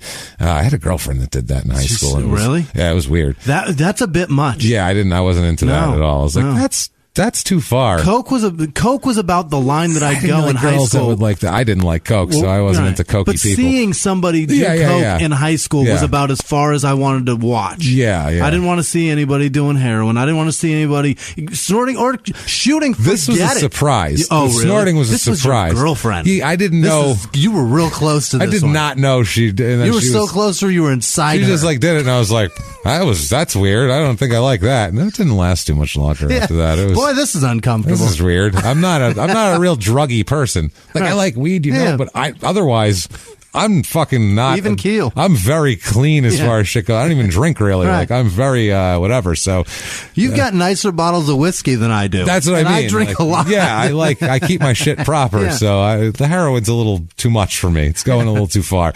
So they sniff in the parking lot, him and Prokop. Then they go to a bar and buy some more Coke. Because what the fuck here. So then they each snort 2 bags of Coke. They said the little bags here, I'm sure. Then they go back to Guilford to pick somebody else up, to pick a chick up that they know here. Hey, I got a chick I'm going to pick up here. This girl named Michelle Idarola, this woman, and they all get high together. So they pick her up to get high with her. The 3 of them drank beer and snorted lines and had a good old time. Sounds great. That's some fucking Christmas spirit right there. Let's do this. I mean, you're snorting lines, you're drinking beers. If you're into this. Connecticut, it's all white outside. Merry Christmas, babe. This is good great. shit. Yeah, they're doing all this, and then they end up going back to New Haven. A lot of gas they're putting in this car, too. That's the other part. It's back and forth so and much, up and down. Who does that? So much. Crackheads. Yeah. Crackheads. That's who does When it. you party, though, you fucking sit still. No, That's not what I do. crackheads. Crackheads have to go up and get more. That's the I would be a bad crackhead because I'd be like, okay, I'm not going to get any crack till I can afford a whole bunch of crack so that I could get it and then go home and I don't have to keep going out and getting crack. Like I would plan. So I'd be a bad crackhead because and then by then I would lose interest and spend the money on something else. That's the thing about those drugs, though. It fucking makes you want to do shit. I don't want to do shit. No, I don't. I don't want to do that. I don't want to do anything. No. Ideally, I want to do nothing. I don't want to do this show right now. Get out of my house, Jimmy. Leave. People, get out. Turn it off. Get out of my mind. No, but seriously, I don't want to do all this cracky shit. It's exhausting. Oh, my God. Hearing about it is terrifying. His day from 4 o'clock, this is, they snort lines and do all this. We'll talk about this here. So they go back, they pick up Michelle, they drink beer, they snort lines, then they go back to New Haven, get some more Coke, then they return to Guilford where they drink more beer and do more Coke. And then at 10:30, Jonathan Mills drops his friend Michelle Idarola and Joe Prokop off. Okay. So he drops them off. So that was just the last 6 hours. God damn it. They went there, scored, sniffed in a parking lot, went to a bar, got some Coke, got that, went there, got her, picked up more, did some, then picked up more, drank more beer, did more Coke. Then in dropped 6 them hours. off. Now what's he going to do? In 6 hours. It's time to go to bed. Yeah, that's what I'm saying. Jesus Christ. At this point, they drop him off. Iderola and Mills have another beer, and then she ends up going home and going to sleep. Mm-hmm. That's that.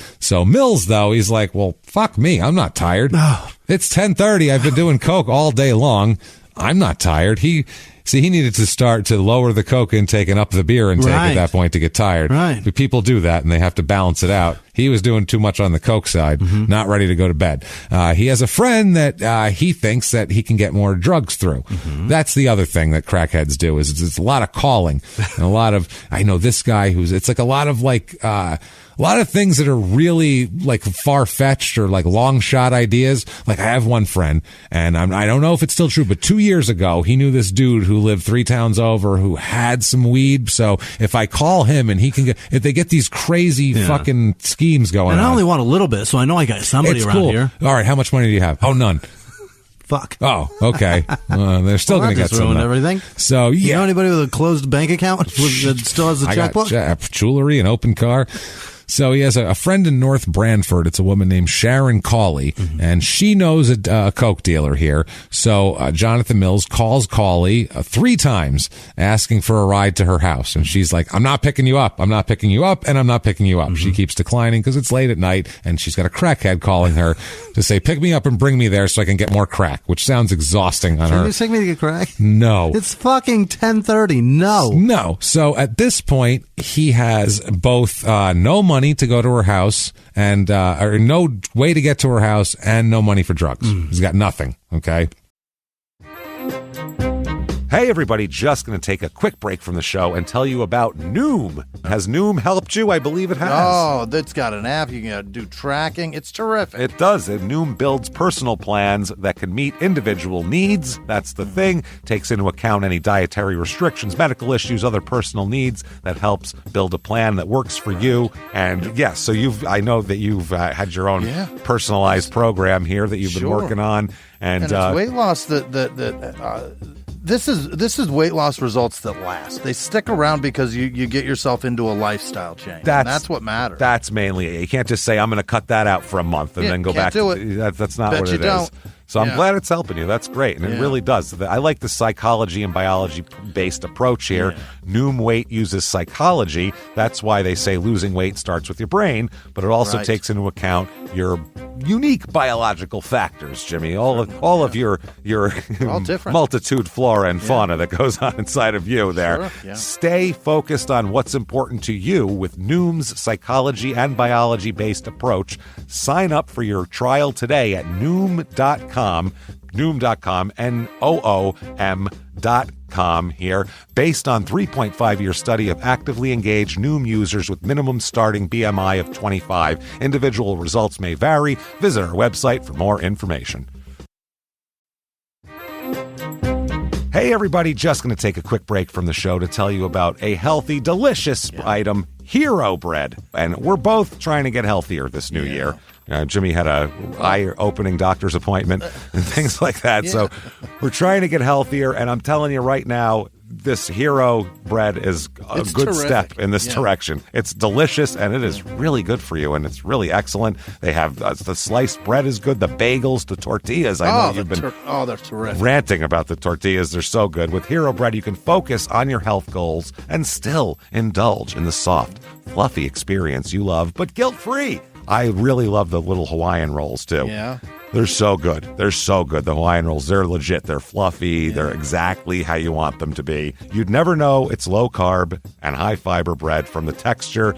You get the soft, fluffy experience you know and love with your savory breakfast sandwich, late-night grilled cheese, Taco Tuesday. Do it. Yeah. No compromises, just flavor, ultra-low net carbs, 0 grams of sugar, high in fiber. It's fantastic. Hero Bread is offering 10% off your order. Go to hero.co and use the code SmallTownMurder at checkout. That's SmallTownMurder at HERO.co. And now back to the show.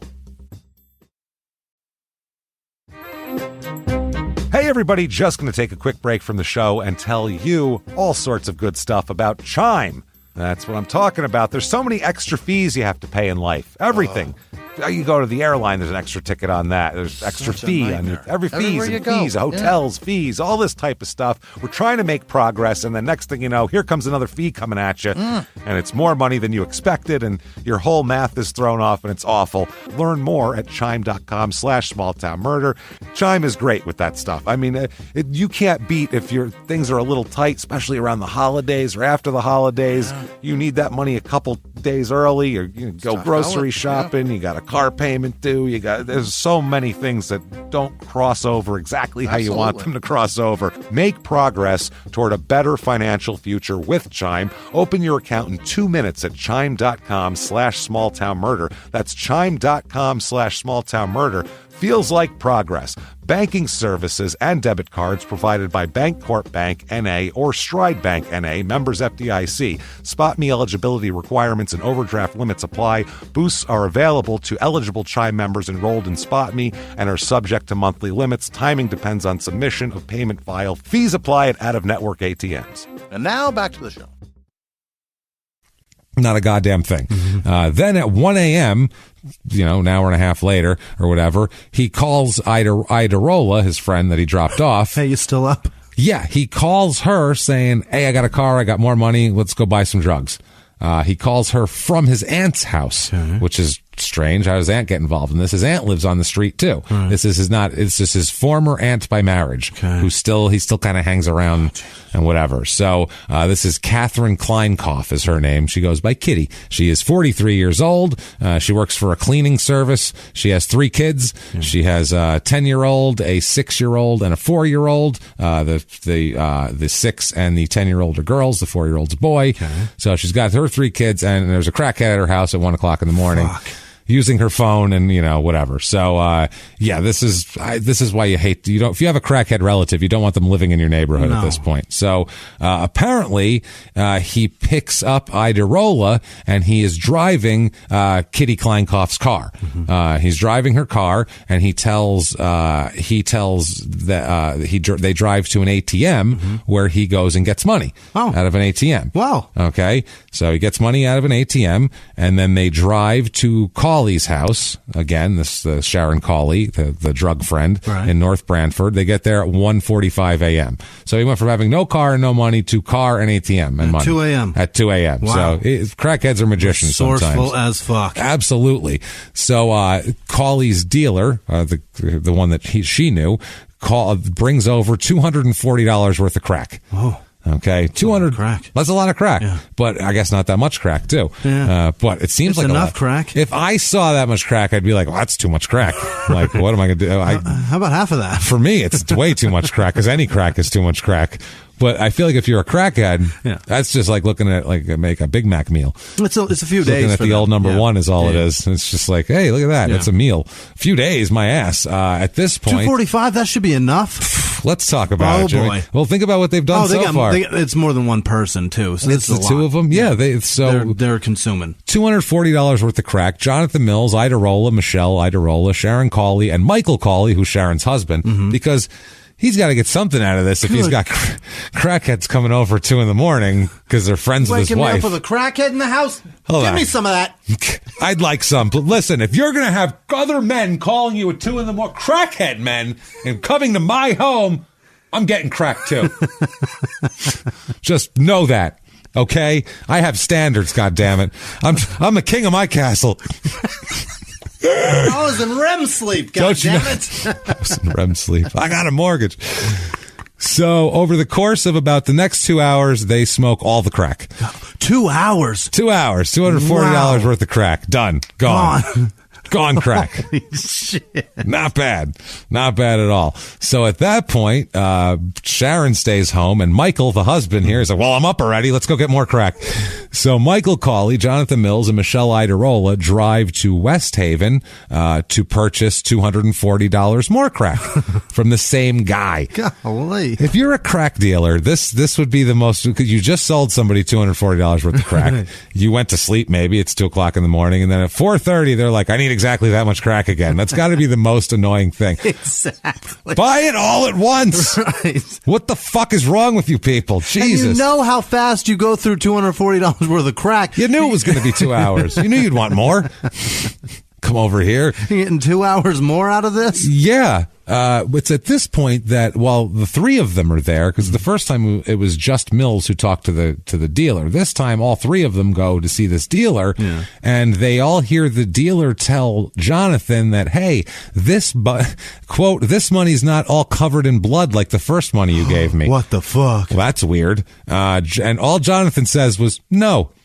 No, it's not. No, it's not. You are correct. And no one else asked any questions. Nothing. Nobody said, why was the money you gave him covered in blood, Jonathan? No one said that. They just went, we're getting crack now. That's how good crack is, apparently. It's just, we're having crack. It's still worth the same amount minus the blood, right? Blood, whatever. Crack. Yeah, it's worth that much crack still, right? Do I get extra crack for blood? No? Shit. I'll go soak it if you need it. Let's do it. So they go back to North Branford and smoke all the crack, along with a bunch of Vicodins, too, because now you got to start to come down a little bit. You know, I mean, how much crack can you smoke here? So he's been on at least 480. At least a lot. He's at least 480, and then whatever he's done all day. Right. He's been on quite the binge. Yeah. So now he's just about out of money, but he drives with Michelle Idarola to New Haven at about 6 or 7 in the morning. So what do you think he's doing there, Jimmy? He goes, some more crack, man. No, there's a diner that he says has the best omelets in all of Guilford, you in all of New Haven. You're not going to believe this. The hash chicken browns, fried steak, so crispy, but light still. That's the thing. They're crispy, but not like hard. You bite into them and they're just crunchy and delicious. No, they're going to buy more crack. Jesus. What? It's 7 a.m. Enough with the crack, man. Well, we passed the sleeping hours, so we got to be awake now. Now I got to smoke crack so I can be up all day. I got shit to do. I'm going to go pour some concrete. I got to go to work. Wow. So luckily he's not. Right. So he wants more drugs, and then he drops Michelle Idarola off. He drops him off, and then he then returns, takes Kitty Kleinkoff's car to a parking spot in Guilford and parks that there. Over there about 8 a.m. here. He's still out and about. Now he's just out wandering the streets, by the way, walking around. Foot. Yeah, because he drops the car back off. About 8 a.m., Jonathan Mills is walking around. He runs into a man named Charles Santinello. Now, this is at a bus stop. Yeah. He runs into him. Crackhead at a bus stop at 8 a.m. Now, they don't know each other. These two have... this is how amazing crackheads are. Yeah. You know how it's funny, like, if you watch a nature show and you see animals do shit on instinct and you're like, that's fucking amazing. How do they know how to do that? How do they know to just do that? Like, their brain tells them they have to do that now. They know things. They know when a storm's coming. Yeah. Super weird, right? The crackheads have this, too. If you smoke enough crack, you get a weird animal instinct. These two, Charles Santinello and Jonathan Mills, never met in their lives, don't know each other. Before the bus gets there, they suss out that they're both crackheads and team up. Literally, in a matter of minutes. Yeah. In the fucking morning, on a bus. There's probably people in ties with like their computer bag on their shoulder going to work. These two fucking guys figure out that they're crackheads. Yeah. Not only do they figure it out, they talk to each other about it and become a new crack team. Right. Just in a minute at a bus stop. The Red Ranger and the Blue Ranger. Now they just need the yellow, pink, and green. We're on a roll. We are cracky Power Rangers. We're the Crack Rangers. Here we go. What is happening? Yeah. So they never meet immediately. They're in it. So. Wow. One's a copper stripper and the other one... It's ridiculous. Yeah. The other one's a scrap. This is Bubbles. This is Bubbles and his friend here, the kid from Kids. Yeah. This is Bubbles and his boy, and this is exactly what it is, where he's telling him, man, you still green, I got to get you brown. I mean, he's got to get him schooled to the game. Heroin's brown. So that's what he's talking about here. Yeah, so these two hook up. They try a couple different people, and they eventually, when you put two crackheads together, you really get a big crackhead. They obtain 13 bags of crack. Wow. It's not bad. That is impressive. 13 bags of crack from a crack dealer on Grand Avenue at 11 a.m. 11 a.m. too. This guy's like, fuck. Well, that's when he's got his inventory. He's about to go to lunch, in too. In a few hours, he's out. Oh, he's going to be out now, especially if they get 13 bags. Right. They got 13 bags of crack. It seems like a lot of crack. It does. Even if it's just like a hit, like the one big hit, that kind of rock, that's a lot of hits of crack. It's plenty. Seems like a lot for the day. But 11 a.m., they go to an abandoned house. Yeah. They find find an abandoned house and they smoke a bunch of crack. Right. This is very cracky behavior now. Now you're sitting in an abandoned house, basically turning it into a crack house. With a stranger. Stranger. Yeah. Like we're now best friends. The only thing you know about him is his name is Charles, and he smokes crack. And he's good at getting crack. And he helped me get 13 bags of it. The two of us together are a hell of a team. I mean, these two should hook up more often. So they do that. Once they smoke all that crack, they don't just say, oh, well, you know what? It's getting late. That was a fun day. It's about noon. I got to crash out. Pleasure to meet you, Charles. Tell you what, here's my information. And I'll give you my email address, too, because sometimes I don't hear my phone. So if you just email me, I'll definitely get back to you, at least by the end of the day. No, they want more crack. Yeah. They're like, how do we get more crack now? This is so much crack. I mean, what the fuck, man? That is so much crack. So much. So they want more crack. So they go to get a dealer named Annie. Mm-hmm. Like all crack dealers are named Annie. Right. It's a great name for a crack dealer. Really no one will is. ever suspect you. Where's the crack, Annie? Police kick in the door. We know you got crack, Annie. I'm just Annie. I don't have any crack.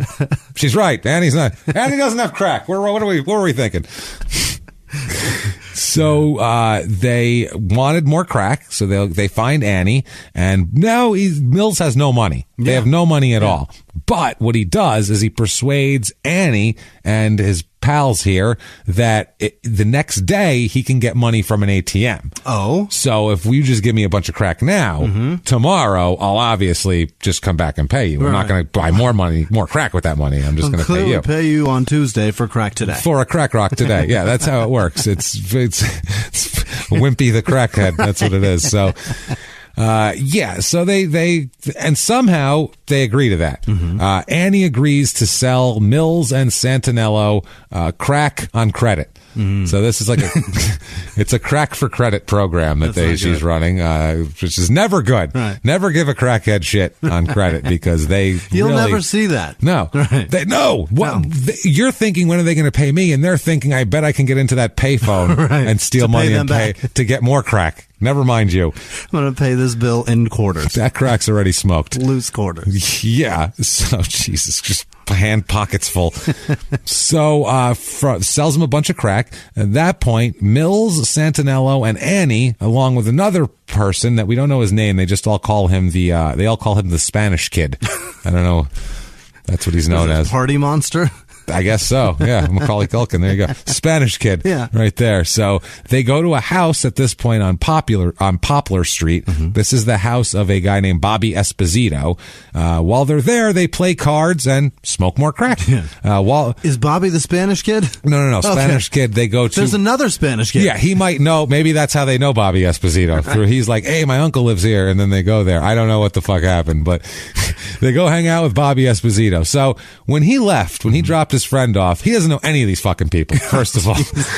He's never met any of these people. He doesn't know Chuck, Santinello. He doesn't know fucking Spanish kids, Annie, the crack dealer. This kid doesn't know any of these people. Have you ever had a day like this? Never. You just go with somebody you don't know and just meet all these people? Never once. You don't know? It just never happened to me. That's dangerous as fuck. Yeah. So he goes from 7 a.m. not knowing any of these people to by, the middle of the day, he's hanging out at Bobby Esposito's house playing cards and smoking a bunch of crack that he bought on credit from a woman that he's never met before. Again, this is crazy. Wow. He is there until 11 p.m. Yeah. So think about this. He stays there. So now we just know this whole thing started at 4 p.m. Mm-hmm. That's not right when he woke up. Mm-hmm. So he has been up for at least, 31 hours? At least. 2 days, James. Smoking at least 2 days. He's been, we'll put it this way. He's been doing drugs for 30 hours at least. Straight hours of doing drugs, of coke and crack and heroin and drinking and everything else. It's been 30 hours of that. Who knows what he did before 4. And while you and I are blown away by that story alone, just that piece of this, we have listeners that are ex-drug addicts. They're drug addicts because you never stop being a drug addict. That probably have this as like a Saturday. Yeah. Well, yeah, they're like, I remember this. Yeah. Bad times. Why are you guys so scared? Bad times, man. Bad times. Couple of pussies. Jesus. So they are there until 11 p.m. and they only leave because Annie's got no more crack to sell left. Oh. They smoked a dealer's entire crack supply. On credit. They're like at a casino going, more chips. Yeah. Fucking bring them. Sir, you're already at half. I don't care. I'm good for it. And they Okay. Annie's reckless like the housing crisis. Well, Annie's been smoking crack with him. So Annie's a crackhead too. So the problem is when Annie sells it on credit, she also gets to smoke the crack. Right. So for her, she wants to believe it because then she gets to smoke all her crack. So it's great. Right. For her, in her mind, she's like, maybe I get money and to smoke all this crack. This is great. So now it's midnight. Okay. Midnight, now December 28th we've gotten to because we went through the whole day of December 27th and now we're there. So, these four idiots, go to Bobby Esposito, Annie, Santinello, dipshit, Mills, and the Spanish kid. Go to an ATM to get more money. That's racist as fuck. That's what they call him. What do you want from me? It's in court documents. Spanish kid. They go to an ATM to get more money out of Mills. Mills has this ATM card, and the card's denied. And Annie is pissed because they went to get her money because they were waiting till midnight. That's the whole point. Wait till the next day so he can withdraw more money out of the account. So he's like, wait, over. They go to midnight and he goes, okay, I can go get your money now. And it's denied. And she's like, well, motherfucker, you better have my money. Right. Because I don't know what's going on here. I'm sober and now out of crack. Now she's super pissed and she wants her money. So Mills here, Jonathan says, okay, we'll go to my house in Guilford and we'll get some money or we'll find something there of value that I can give you. Collateral, something. We'll figure this out, right? So the four of them get in a car and they drive to Guilford. They're in a car, by the way, owned by that Esposito guy's mother, who he's definitely never met because he just met this Esposito guy. Right. What the fuck? So now you show up and, oh yeah, there's this guy I don't know. This is his mom's car. This is my crack dealer on credit. And this is the guy I met at the bus stop. And he's a Spanish kid here. Yeah. How you doing? It may not be racist, but it's certainly lazy and insulting. And funny too. Yeah. Really funny. But I mean, that's what I'm saying. Like, you ever go out with a bunch of people? They just called you Italian kid? No, I've never hung out with anyone and called them the Spanish kid either. Although if you're a crackhead and you've never met him, although you know what, his brain is firing off on all synapses. So yeah, cards. So they go there. This was a bad idea. Once they get there, we'll find out why. They pull up and they park. Once he gets out of the car, he pops out of the car and a bunch of cops swarm him like Henry Hill in Goodfellas, who's backing out of the driveway to go get dipshit's hat. Right. Fucking, that's what ends up happening. Guns drawn and the whole fucking shit here.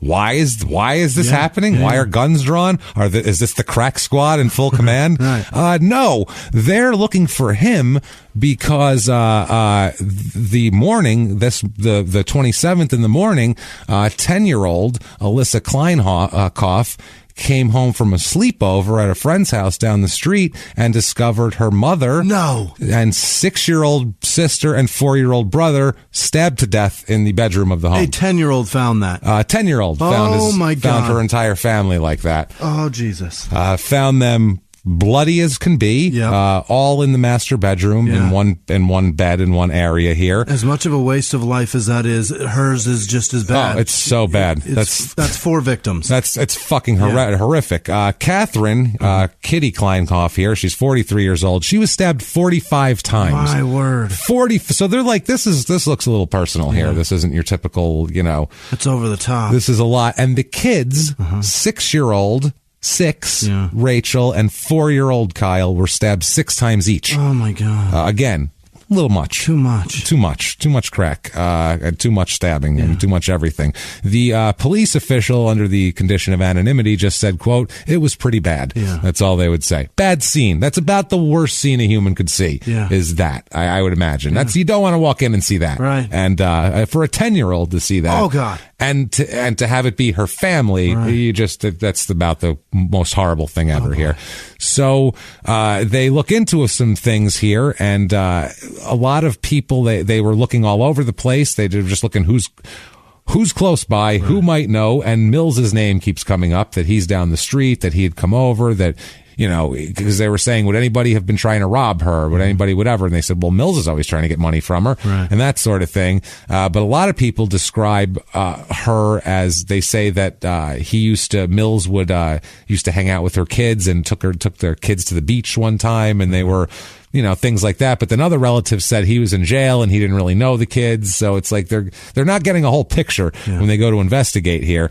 Everybody liked Kleinhoff. She was beloved person. Everybody said she works her ass off. Everybody said she was really hardworking, single mother. She loved her kids. She was struggling. You know, she lived. The house she lived in was owned by a church. Okay, there was like a, you know what I mean? That does that. Yeah, that's what I mean. She's like, it's a tough life, man. It's tough, and she worked for a cleaning company. I mean, she wasn't. She's was working her ass off, trying her fucking best to do well for her 3 kids here. So she also has another daughter who's 22 years old, who has a son too. So she's got a grandkid also. So there's a lot here. It's brutal. So she is dead. Obviously, her best friend said she could make you laugh so hard you couldn't catch your breath. I met her in the 8th grade, and she locked me in a locker. We've been best friends ever since. She loved to read. She loved philosophy, Jesus, life, and she loved her children. She mothered everybody. So that's kind of the best painting I can get of her. She's just a woman that everybody really liked.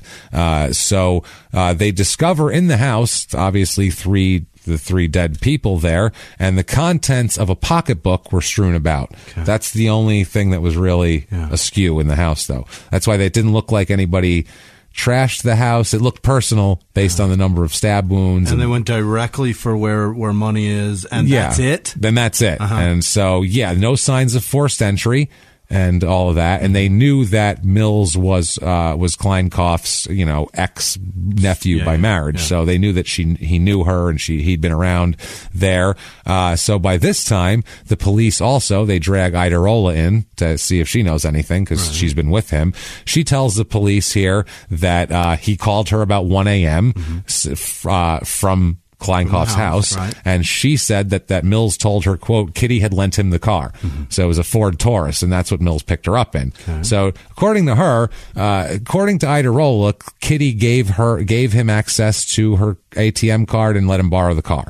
Hi, crackhead, it's 1 o'clock in the morning. Take my ATM card and car. I'm sure everything will be fine. You have been trying for 3 hours since 10:30 to get crack. I'm so proud of you. But I feel terrible. Let me help. At least take my car. You know what? I'll pay for the crack on me tonight. No.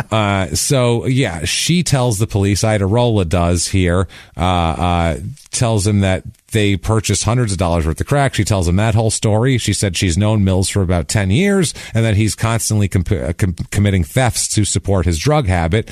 And she said, yes, it was unusual for him to have Kitty's car at 1 o'clock in the morning. Like, not unusual maybe for him to have it once in a while, but definitely not at 1 in the morning. Not even having it the night before. Just, I don't have a car, and then at 1 in the morning I do have a car. It's a little weird here. So they also interview Sharon and Michael Cawley, the crack den house there. Sharon Cawley says, she tells him about the drug binge while she was with him. She said also at about 11:15 the previous night, Mills called her and said, this is before everything, called her and said that he was, quote, getting money and the bank card from his aunt that lives down the street. That was before. So he said, I'll be there soon. I got to go get money from my aunt down the street. And so Michael Cawley, the husband there, also said that on the second occasion they went to purchase drugs, that he said that the dealer told Mills this money doesn't have blood on it like the other does, and Mills said no. So this is all coming into picture a little bit much here. Very much like your friends going 2 weeks from smoking crack, having fun, to cigarette machine payphone. This kid kicked drugs. Done. It's over. And in a month, from sober to murder. From 2 months to I'll kill my aunt and my nephews, my niece and my nephew, children and everything because I need more crack. From sober to a bloodbath. And it's not even like he didn't have any crack for a while. Like, I haven't had crack in 2 days and I need some snap. Like, he's been smoking crack all day. He could have just been like, I've had enough crack today. Enough crack I'm going to go, I'll go have 3 beers and try to pass out. Wow. You know what I mean? What the fuck, dude? Obviously, Jesus Christ, man. They left, they actually knew that he was a suspect earlier in the day when he was driving around and had called a public defender already to have him on the ready for him. Like, you're probably going to get a call because we're going to arrest somebody for a triple homicide. Gonna need you today, sir. There's that. So anyway, they call him in and they said they would do that for any suspect in a triple homicide. It's just the defense lawyer, the public defender had asked the police, if you arrest anybody for homicide, can you give me a ring? Give me a heads up on it so I don't have to then get a call from them. And it's going to be for me, obviously. I'll be the first one they talk to probably, unless they have like a lawyer on retainer, which most murderers don't. Usually with murder, you see public defender. Yeah, that's what ends up happening here because murder trials are expensive as fuck too. They're so expensive. That'll cost you, $100,000 for a most people mediocre lawyer. Shit, no. Who's got $100,000 in the fucking bank? So, Ullman here, it was going to be his public defender, is considered a conscientious attorney and was very much into defending and helping any clients here. So they talk about how once he gets in there and he's a suspect and they arrest him or they pick him up, and then they also want to talk to him. Let's talk more about Mindy Lee too while you're here, since that's a problem here. So they work on the detectives know him also. Yeah. The whole police force knows him. They're like, we know you. You've been in here a million times. You've been arrested 23 times. Yeah. And I think like 18 of them were in this town. Jesus. So the police chief, when they talked to him, do you know this guy? He said, we're very aware of him. Like, we know him. Pretty familiar. Anything that happens, he's the first guy we look at. We know, put it this way, we know what size Crocs he wears. If anyone steals an amp from a church, he's the guy we're knocking on his door first. We got his Croc size. Yeah. We know his smock size. Right. We got it all down here. Everything from Crocs to smocks. We know what he wears. Yeah, you got it. So, Jesus Christ. So that's where this ends up happening. One of the police officers here, they talked to the Esposito guy, and he said that Esposito told the police that he was with the John guy that he knew was John, and they returned to Guilford to get money for drugs, and he said that he heard rustling at the bottom of the hill, this is what the police said. He went to talk to Esposito and ended up finding Mills. He said he went to, they talked to Esposito first, and Esposito sent them here because they had drove here with the Spanish kid, as we remember. When the cop got here, he heard rustling, shined a flashlight, and he saw Jonathan Mills, and he pointed his gun at him and told him to keep his hands up, which, it's a contentious moment there. So he finds out that Mills is unarmed and puts his gun away and tells Mills to sit on the ground for a minute and relax, and we got to figure out what happened here. They didn't handcuff him at first. They told him he wasn't under arrest, anything like that, but he's not free to leave. You can't get up, but you can go anywhere. Fucking sit there for a minute, but that's as much as you're going here. So a police officer stayed around him all the time at this point. He asked for a cigarette, and all he asked for is a cigarette. Nobody asked him any questions. He's just sitting on a curb. Right. And he just says, quote, "I can't take this shit anymore. I'm going to tell you guys everything." Wow. Blurts it out from the curb. Yeah. They're like, huh? Yeah. Oh, okay. He says he's asked by a police officer if he wants to talk to the police. Do you want to talk to the police? He said yes. So he walks over to a police car voluntarily. He says, I want to talk to that guy. Then he said out of nowhere, he's going to make the police shoot him, and said, I'm going to make you guys shoot me. Like, you're going to hate me so bad. He meant it. It was a weird way to put it. And he said that he would also tell them, he said, I'll tell you everything about last night, and I'll tell you about Mindy too. Oh. So they're like, oh, okay. Because they didn't know what happened here. They said he was agitated and out of breath from his walk up the hill. And they asked him if he could go, we're all going to go to the police station and talk. He said, yes, that's what I'd like to do. They frisked him. They drove him down to the police station. He's not under arrest yet. But they want to talk to him. They want to see how much he'll say. Yeah. Whatever. So give him a rope to hang himself with. Go ahead, sir. Exactly. Yeah. Here you go. Here you are. Tie it on up. Yeah. He basically knew he was there. He had no transportation to leave the police station and all that sort of thing. Once he gets to the police station, they take him to a conference room. He's not handcuffed. One of the cops leaves briefly, and the other cop asks him, "What's going on?" His name is Jowett, the police officer. It's his last name. And Mills replies, quote, "I fucked up for real, Jowett." So, yeah, you did, boy. I would say so. Yeah. So then the other cop comes in, Hutchinson. He's the other cop. He comes into the conference room here, and there's another detective here from the Connecticut State Police, and they kept the door open the whole time, so it wasn't like they didn't bum rush him or anything. Phone on the table, everything. They gave him a Coke and a pack of cigarettes and let him smoke and drink Coke. At 2:15 a.m., he signs his notice of rights form. Yeah. This is his waiver, his Miranda rights form, saying that he understands and he's going to talk anyway. At 2:20 a.m., he signed a separate notice of rights form that's just this police department's notice of rights form. Okay. It's like an extra one they put on just in case you sign ours and the Miranda rights, everything here. This one sets aside his Miranda rights, and it's initialing a waiver of each right, saying I want to make a statement to the police right now. So they offer him the use of the telephone to call his lawyer if he wants to do that, and he replied, quote, I don't want to call a lawyer. I just want to get this over with and tell you guys everything. Which, okay, sounds great. My job's easier than I thought it was going to be a difficult one. You've got yourself a deal. Sounds good, sir. I'll hang this phone up. So he was not informed of the public defender's offer of legal assistance, because they had called that public defender and they told him we might pick somebody up, and the public defender said, hey, as soon as I'm ready to come down there, as soon as you pick him up. And they didn't tell him that, but they're also not obligated to tell him that. As you'd learn in the homicide book, they talk about that. You have to ask for a lawyer. The lawyer can't ask for you. And there's a lot of rules. You have to be saying, I want a lawyer. And they have to be refusing. That's what you're obligated for. Is they offered, do you got a phone right there? You want to call your lawyer? Yeah, they didn't say we have a lawyer for you. Because he doesn't have a lawyer, but he could have said, "I'd like you to get me one." I don't have one. Can you get me one? Yeah, he's been through the system enough. This isn't a kid who This isn't day never one. Been arrested before. I don't know what to do. He knows the fucking routine. He knows that he needs a lawyer. They'll get him a lawyer. So he says that he didn't do that. He declined to give a videotape statement, saying he did not want his mother to see it later. He didn't want his mother to watch it. I know YouTube's coming. Don't put this on YouTube. Exactly. Well, it's 2000. They played on the news too, and he knew that.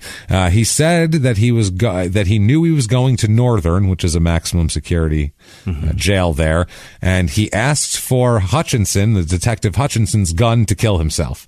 He said, "Can I have your gun to kill himself?" And obviously, they don't give him one. I can't do that. Sure, Chief. That'd be great. There you go, pal. No, there's one in the chamber. Don't even cock it. Just boom. Help. Safety's off. Just pull. Point and pull. You're good. I don't even want to give you any warnings about this, because you want to do this unsafe as fuck. So here, hold on. Boom, I got you. There you go. So you need a hand? Yeah, hey, I got you covered. He didn't take. They said they just kind of ignored that and blew over it here. He also requested to be. At this point, he said, "Can I be transferred to a different prison in another state?" They're like, "Dude, you're not even under arrest yet. Right? You have to get under arrest, be convicted, sentenced." Sent somewhere, and then you can request to go somewhere else. But you're way ahead of the game here. We need to know what happened. He then tells them that he couldn't believe he killed those kids just to get high. Oh, Jesus. Which is disgusting. He said that there were many times he wanted to, quote, call you guys, the cops, to tell you what he did. He said the cops listed him as alert, coherent, speaking clearly, but somewhat excited.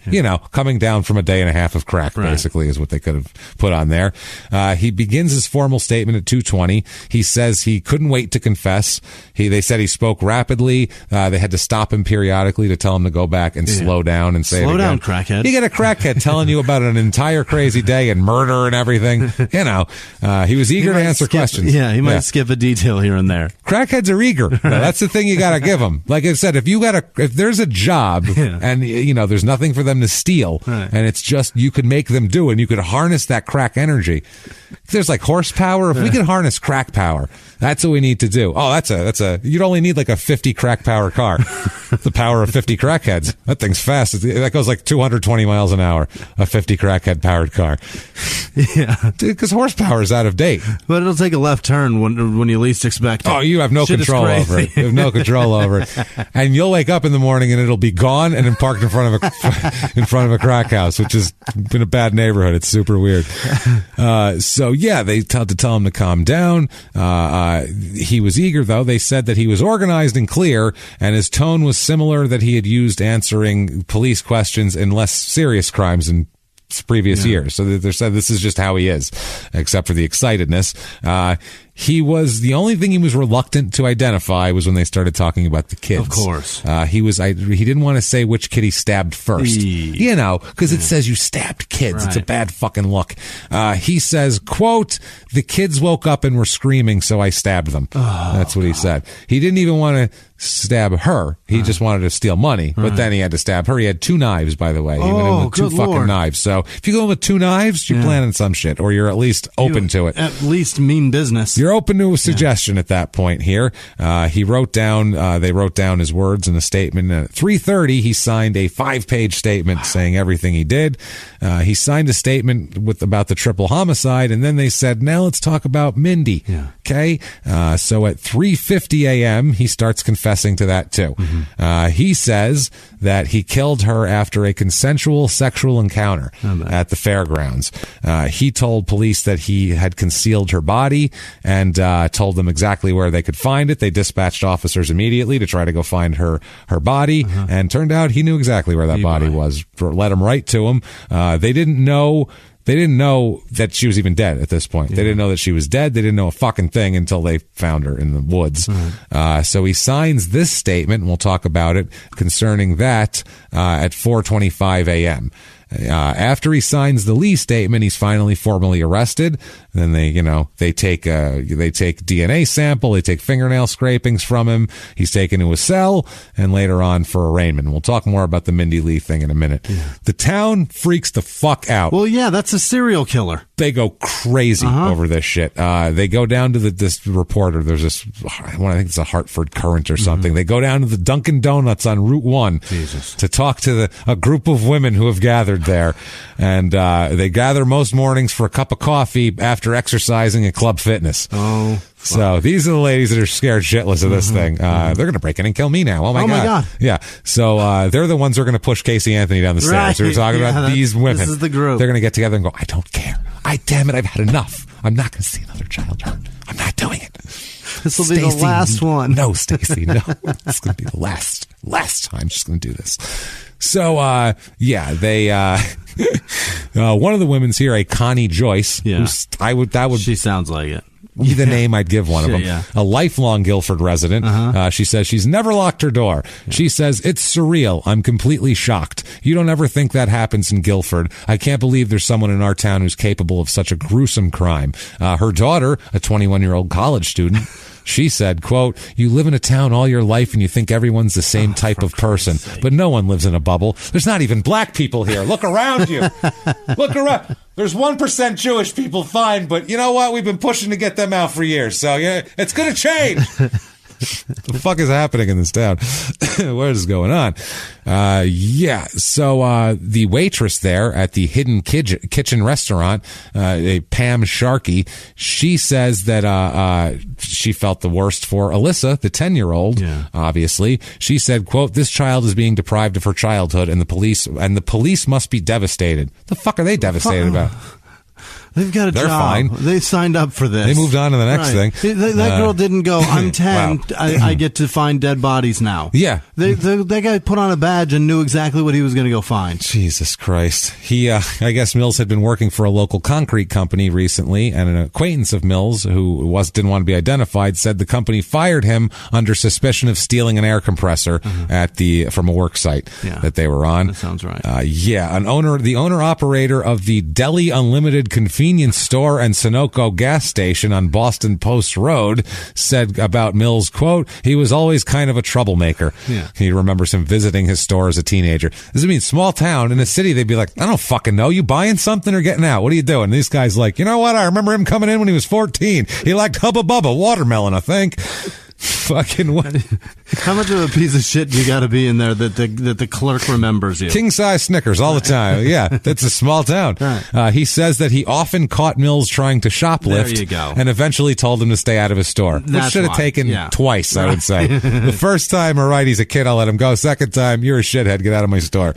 Lifelong friend of Mills says, quote, it's just a tragedy. I don't know what happened. I can't for the life of me figure it out. This person said that he saw Mills a couple weeks ago and he said he, quote, noticed nothing unusual about him. He was smoking crack, picking at his scabs. It was just like regular old Jonathan. He said, I'm just doing this for fun. Tried to pickpocket me. You know how it goes. It's a lot of fun. He said he's known Mills for 10 years. He said the two were, quote, really good friends in the past, but they had drifted apart after Mills went to prison. You know, he says, quote, I don't know what happened to John. He did a lot of time in jail and it changed him. He was a different person. He seemed like he was trying to make up for lost time. No. And smoke all the crack he could have smoked while he was in there. Jail didn't do that. So crack did that. Crack. It's all crack. You want an answer for I don't know what happened? Crack. Crack. Fucking crack. And then, you know what else? Crack also happened. A lot more crack. Tons of crack. When the police first questioned Mills about Lee's disappearance, Mindy Lee, they also questioned this friend, and the friend said that he thought Mills was totally innocent. He says, quote, "I swore up and down he never could have done anything like that. I thought they were just shooting in the wrong direction." He said that he was also close to Kleinkopf, this man. Really? He was a friend of the family, and he said he visited her weekly. He said, quote, "I was just over there at her house a few days ago playing with her kids. She was the best mother you ever saw. She did everything for her kids." So, yeah, people are freaked out. Yeah. The town selectman, Sam Bartlett, the first selectman, Sam Bartlett, he says, quote, "Some people are concerned that this incident will change the character of the town. I don't think it will change the character of the town, but it's time for the town to show its character and draw more people in to volunteer and help people who need it. We've got to make something good out of a bad situation. We've got about 6,000 children in this town, and raising them is a big responsibility. We're too tolerant of drug use and other crimes." You've had one murder since 1964. Slow your fucking roll. Relax. We got 6,000 kids. We need somebody to parent all of them at the same time. They've got parents, sir. Calm down. I'll take from noon to 1. Will anyone take from 1 to 2? So, yeah. The case they have against Mills. I'll start at 8 a.m., I love breakfast. But seriously, be there by 9 because I have fucking plans. I can't stay longer than 9:10. 9:10's my hard out. I gotta go. So someone replace me. Tommy, I'm looking at you, you lazy fuck. Yeah, you like kids. I know you do. Get over here and help me. 6,000. 6,000. Just so you know. It's a lot. So make peanut butter sandwiches. No, they're all allergic to it again. Never mind. Volunteers, he said. Jesus Christ. So the case against Mills here, they talk about his pattern of stealing money to get drugs. They talked about him going there armed with 2 knives and then entering the bedroom to steal her ATM card. They said he stabbed them basically as they woke up.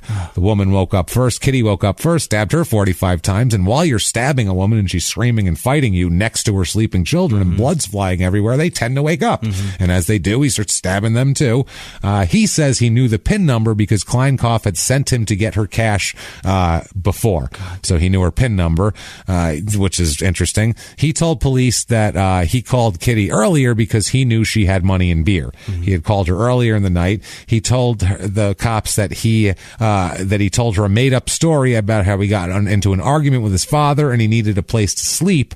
That way, Kleinkopf left the door open for him. So he had a place to come crash because she's a nice fucking lady. Yeah. And even though they're not even related anymore, she's going to give the guy a place to crash. Right. Nice fucking lady, man.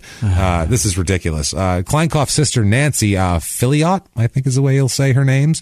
She says she doubts his claims. She said, quote, "Kitty has been missing a key to her house and has been missing things." Oh. That's what she says. Things have been missing from her purse. That's why she started keeping it in her bedroom. That's why he was in there. She was suspicious of him. Mills is a thief, a murderer, and a liar. My word. So she has she doesn't like him at all. I feel like she has a real thought, a concrete notion of what he's all about. So she has certainly passed judgment. I would say thief, murderer, liar. That about covers it. That's all of it there. So let's go back to October 2000 and talk about Mindy Lee here. Apparently, Mills says that he strangled her to death. He says that, Jesus Christ. Basically, he told police that he didn't intend to kill Mindy and that it was, quote, a mistake, which he says the other ones were not a mistake. He says that they went out drinking that night in Guilford. They went out drinking with his sister and a friend. It's October 10th. He said he hooked up with Mindy Lee at about 9 o'clock and they went for a walk. And the 4-year-old nephew of Mindy Lee told police that he saw Jonathan Mills and Mindy Lee leave together the night she disappeared. Yeah. So that's why they were questioning him to begin with. He was apparently the last one to see her. Now, according to this, they walked to the Guilford Green and ended up at the fairgrounds. So bad kids. Yeah. See? The Green. Monsters. Town Square. Bad kids. They kill women and leave them in the woods.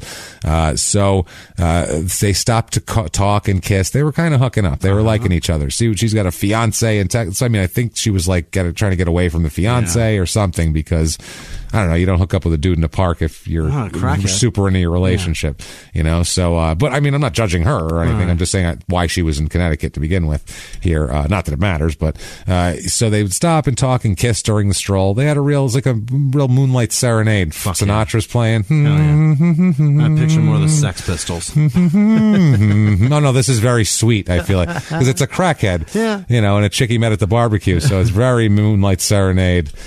No, nothing dirty about it. It's he's got a fedora on and a tie. Right. He wore a tie for this, Jimmy. No, not at all. So apparently they ended up having sex on the edge of the fairgrounds. Fuck yeah. Here, and he says that, you know, everything was fine. Then he says afterwards they got into an argument, and he says he admitted insulting Mindy to the point where she punched him in the chest.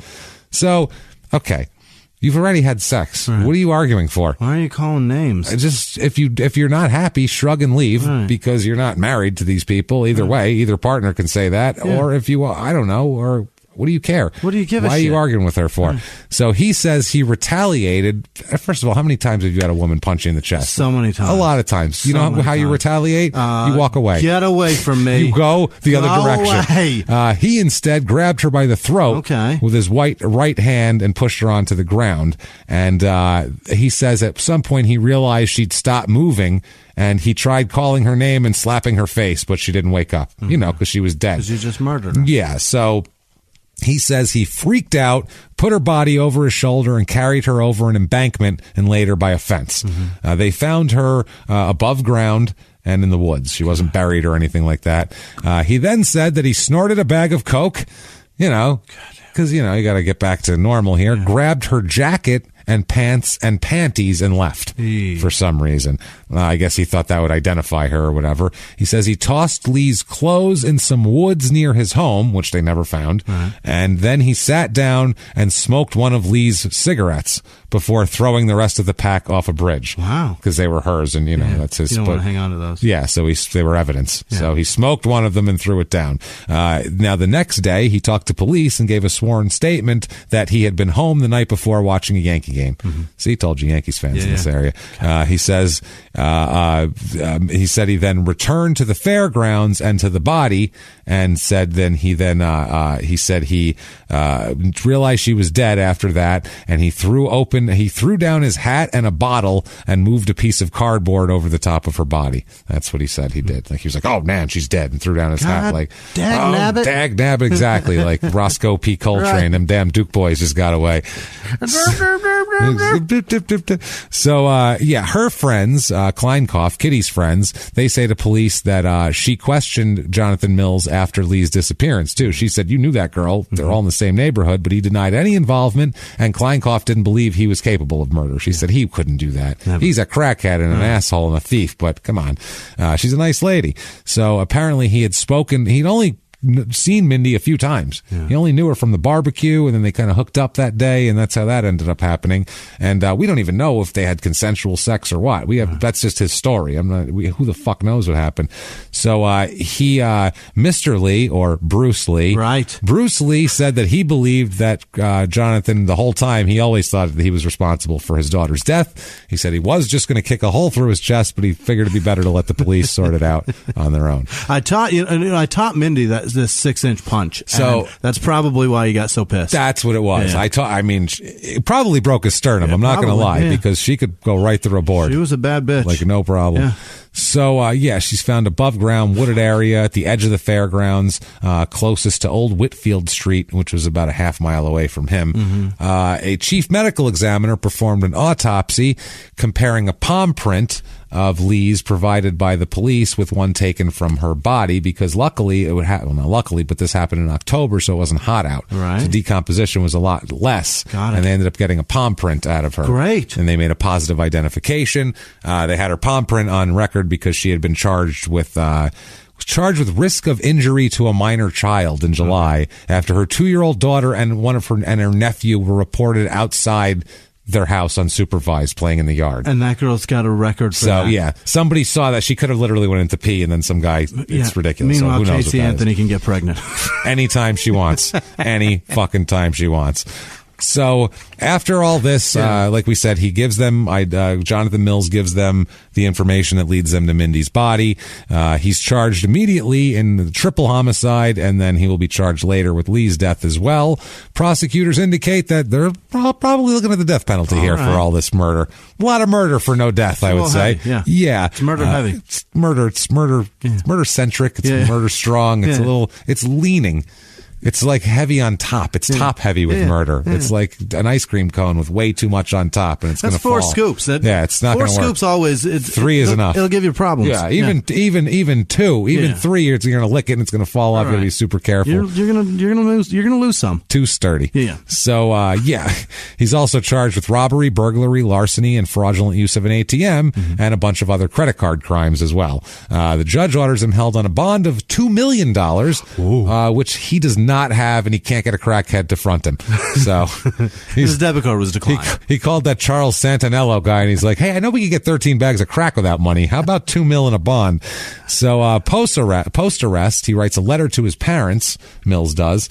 Then he says, quote, "I am so sorry for the way my life has turned out. It's nobody's fault but mine. I chose this road. It was my choice to do drugs. If I could give my life back to bring them back, there wouldn't be a moment's hesitation," is what he says. Somebody tell Annie I'm not paying her back. Yeah, by the way, Annie's fucked. Annie, crackhead Annie. I hate that he says, I wish I hadn't done drugs, because that's not why those people are dead. I mean, it's the root. But I know so many crackheads what the fuck? who didn't kill people for drugs. That's I know the thing. people that have done a lot of drugs and never fucking killed a single person. But it does, because this is my great-grandmother who was murdered. It was murdered by crackhead. Yeah. Crackhead came in her house and tied her up, cut her throat, looked for shit. She didn't have anything to take, but that was that, because that's... And she's still dead. Fucking crackheads. No. She came back to life about 92. That's great. Lived another 15 years, and then we buried her again.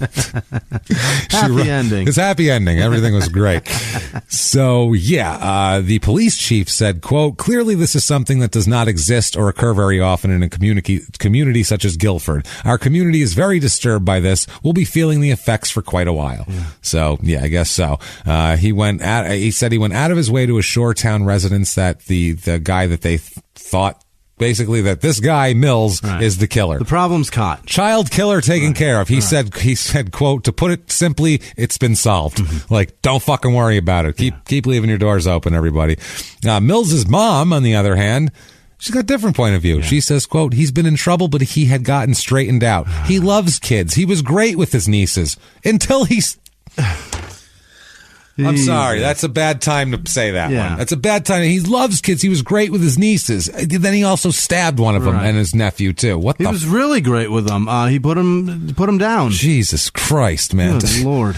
So the trial starts. Prosecutors here, they're arguing that Mills was not, because he's saying it was a drug-induced haze. He didn't know what he was doing. Mitigating. They're saying not a drug-induced haze. They said that he noted to take steps to cover his tracks. He concealed the knife. He did all this different shit. They get a state's witness. They get Michelle Idarola to be state's witness. Yeah. She'd been his friend.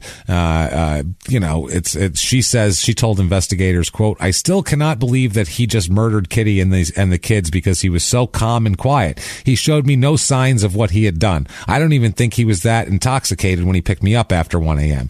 So that's them saying he wasn't too high to know what he was doing, because at 1 a.m. he wasn't even high anymore. Sober. That's why he was trying to kill people to get money. Right. If he was on crack, if he was fucked up, he wouldn't have killed anybody. Yeah. He'd have been happy. He'd have been happy. Yeah. So they're not fucked up. Yeah. Pile of crack, happy. Right. No crack, stabby. Right. That's what happens. That's how it goes. So in a statement here, John Prokop, who's the guy who was with him, his friend there, he served as state witness also. He said he's been doing drugs with Mills for years. He said, quote, "Pretty much any drug we could get our hands on. I never witnessed John be angry or violent. John was a big-time thief, though." Yeah. Big-time thief. No one disputes that here. What a horrible thing to say out loud.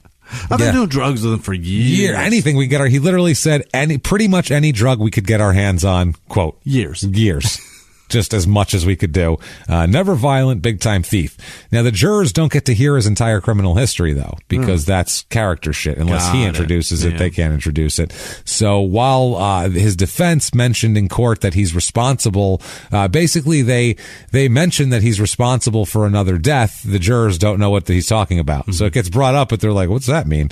So it's not looking good for him. They can't use, the prosecutors cannot use Mindy Lee's death as an aggravating factor here because he's not going to be convicted of that until after this court case. So Mills, the police statement makes reference to the use of drugs after the Lee murder, not before. So that would cut him out of that, using that defense for that case. During this trial, the jurors hear from family members. They hear from Mills's father, Merton Mills, who's a recovering alcoholic. He said he brought his children to bars and taught Jonathan to steal copper from industrial sites and then pawn it at junkyards for money. Lord. He taught him crack skills. Unbelievable. That's literally what Bubbles does. Yeah. You don't teach your child how to be Bubbles. You fucking don't do that. That's literally what most crackheads do. No. Now, I will say, I was raised in, they used to bring me to the fucking bar. I used to hang out at dive bars when I was a little kid. I hated it. But fucking, no one ever then said, let's go to the industrial site and steal copper and then sell it at a junkyard. Right. We'd go home afterwards. Jesus. And now, because that became such a popular thing to do, you can't just sell. It has to be stripped now. Oh, that is so much fucking work. It's a lot of work. If you're going to teach your kid today, you're going to fucking have a kid with some calluses by the time they're 9. They're going to do something easier. Yeah. His lawyer, Jonathan Mills' lawyer, said, quote, there is no question that if he hadn't been raised in a dysfunctional family, his chances of being a contributing member of society would have been good.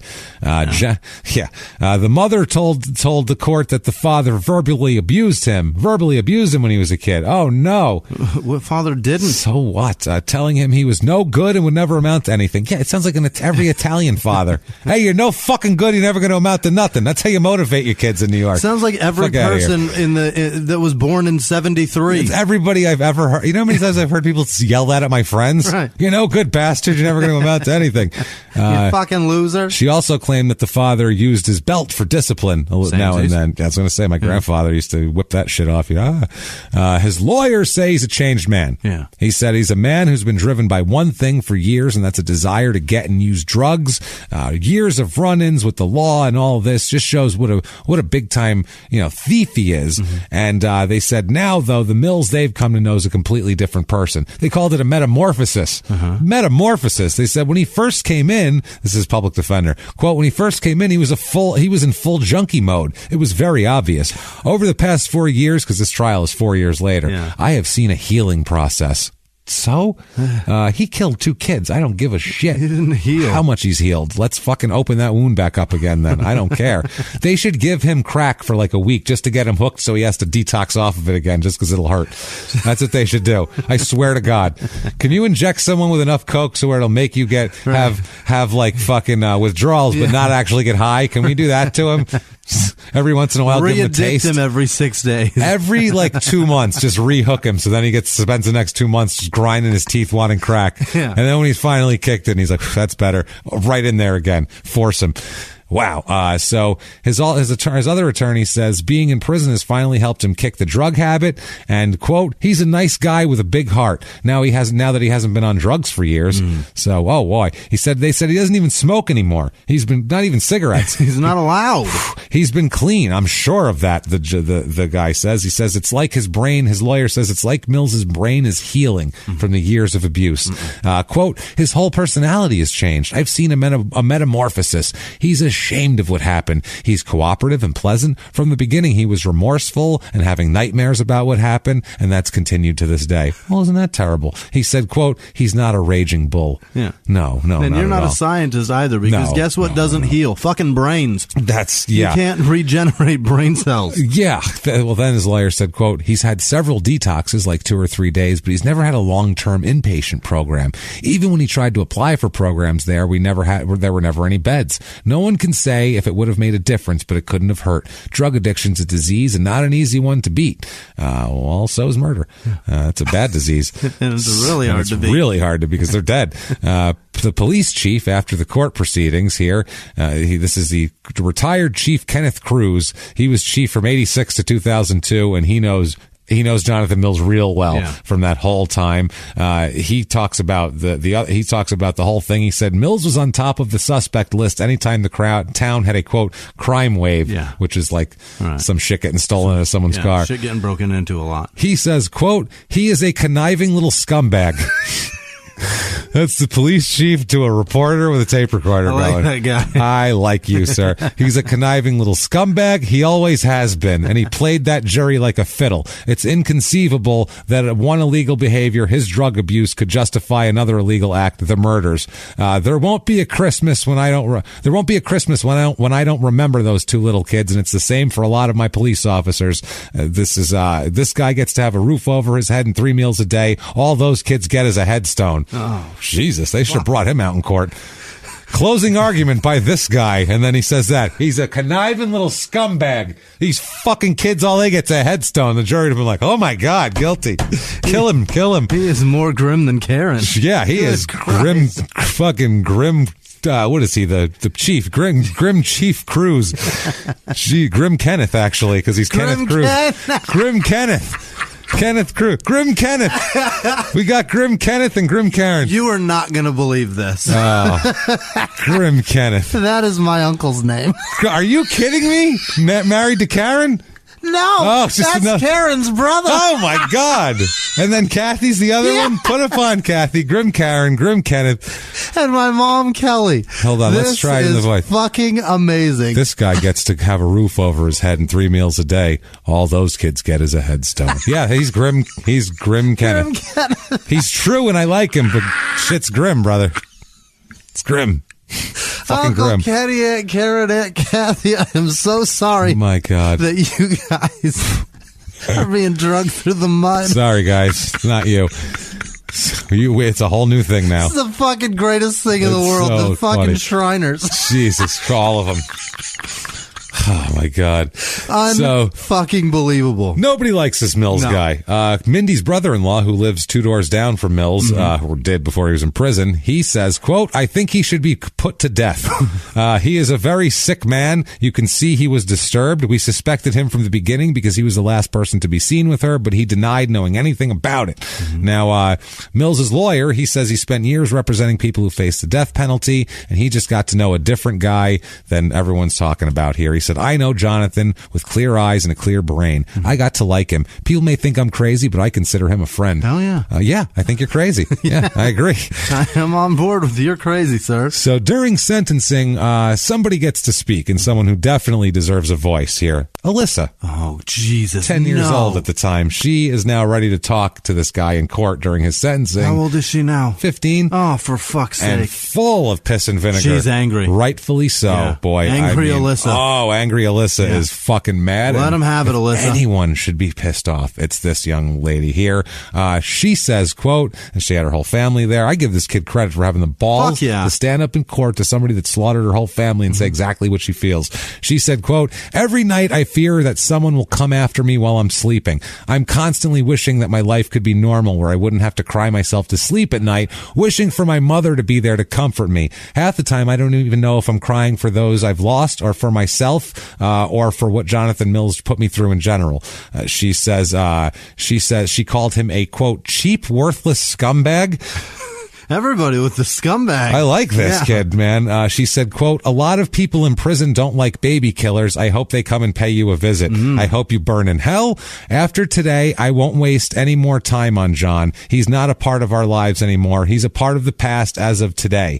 I'm lucky to still be alive and where I am. I will make a difference in the world. John Mills may have been able to take away some of the people I loved most, but no one will ever be able to take away the memories of them and the ones I hold in my heart. Go fuck yourself. Yeah. She should have added, go fuck yourself. Sounded like Chief Kenneth wrote that for her. It sounded like she's just been hanging out with Chief Kenneth. Hey, Uncle Kenneth, let Uncle Grim Kenneth talk to you for a minute here. But I like that girl. To get up in court in front of all those grown-ups and all these people and press and the fucking guy who killed your mom and your sister and brother, and to say that at 15. At 15. Trying to figure out who she is still. Yeah, that is ballsy as fuck. And I'm glad she got to do it because she'll at least know that she got that out for her whole fucking life. She's the CEO CEO of something She's today. got to be. Jesus.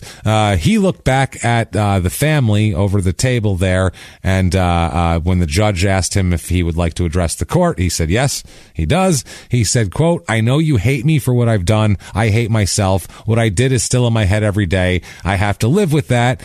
He asked him to give him the maximum penalty. He said he believed the lethal injection is the easy way out of ridding his mind of the crimes, and a life in prison would be worse. He said, "Give me the full extent of everything. It doesn't matter. It will never bring back anybody." And then afterwards, he was done. They let him make another statement, which is weird. He was allowed to make a statement to the jury. Do you have another request? I do. He was allowed to make an unsworn statement to the jury, which is the only person I've ever heard of that's allowed to do that was OJ. Really? Was allowed to say that bullshit before. I just want to get back to my kids and all that shit. He was allowed. Yeah, you have to be. You want to make a statement, get up on the fucking stand and fucking make a statement to the jury. That's the only way you're allowed to talk to them is when you're sworn in. That way you can be cross-examined. Then he says though to the jury, quote, "I'm totally responsible for this. I just need to let you know that. I'm sorry." So he does say that, but that needs to be more on the record than that. They do convict him of triple murder here and every other goddamn thing he is, everything he does here, and he is sentenced. The death penalty on the table. You, sir, may fuck off. 3 consecutive life sentences. That's worse. They spared him. Well, not only that, they said he had a lot of mitigating circumstances. They said that his childhood, his drug addiction, his remorse, and his willingness to take responsibility warranted a life in prison later on.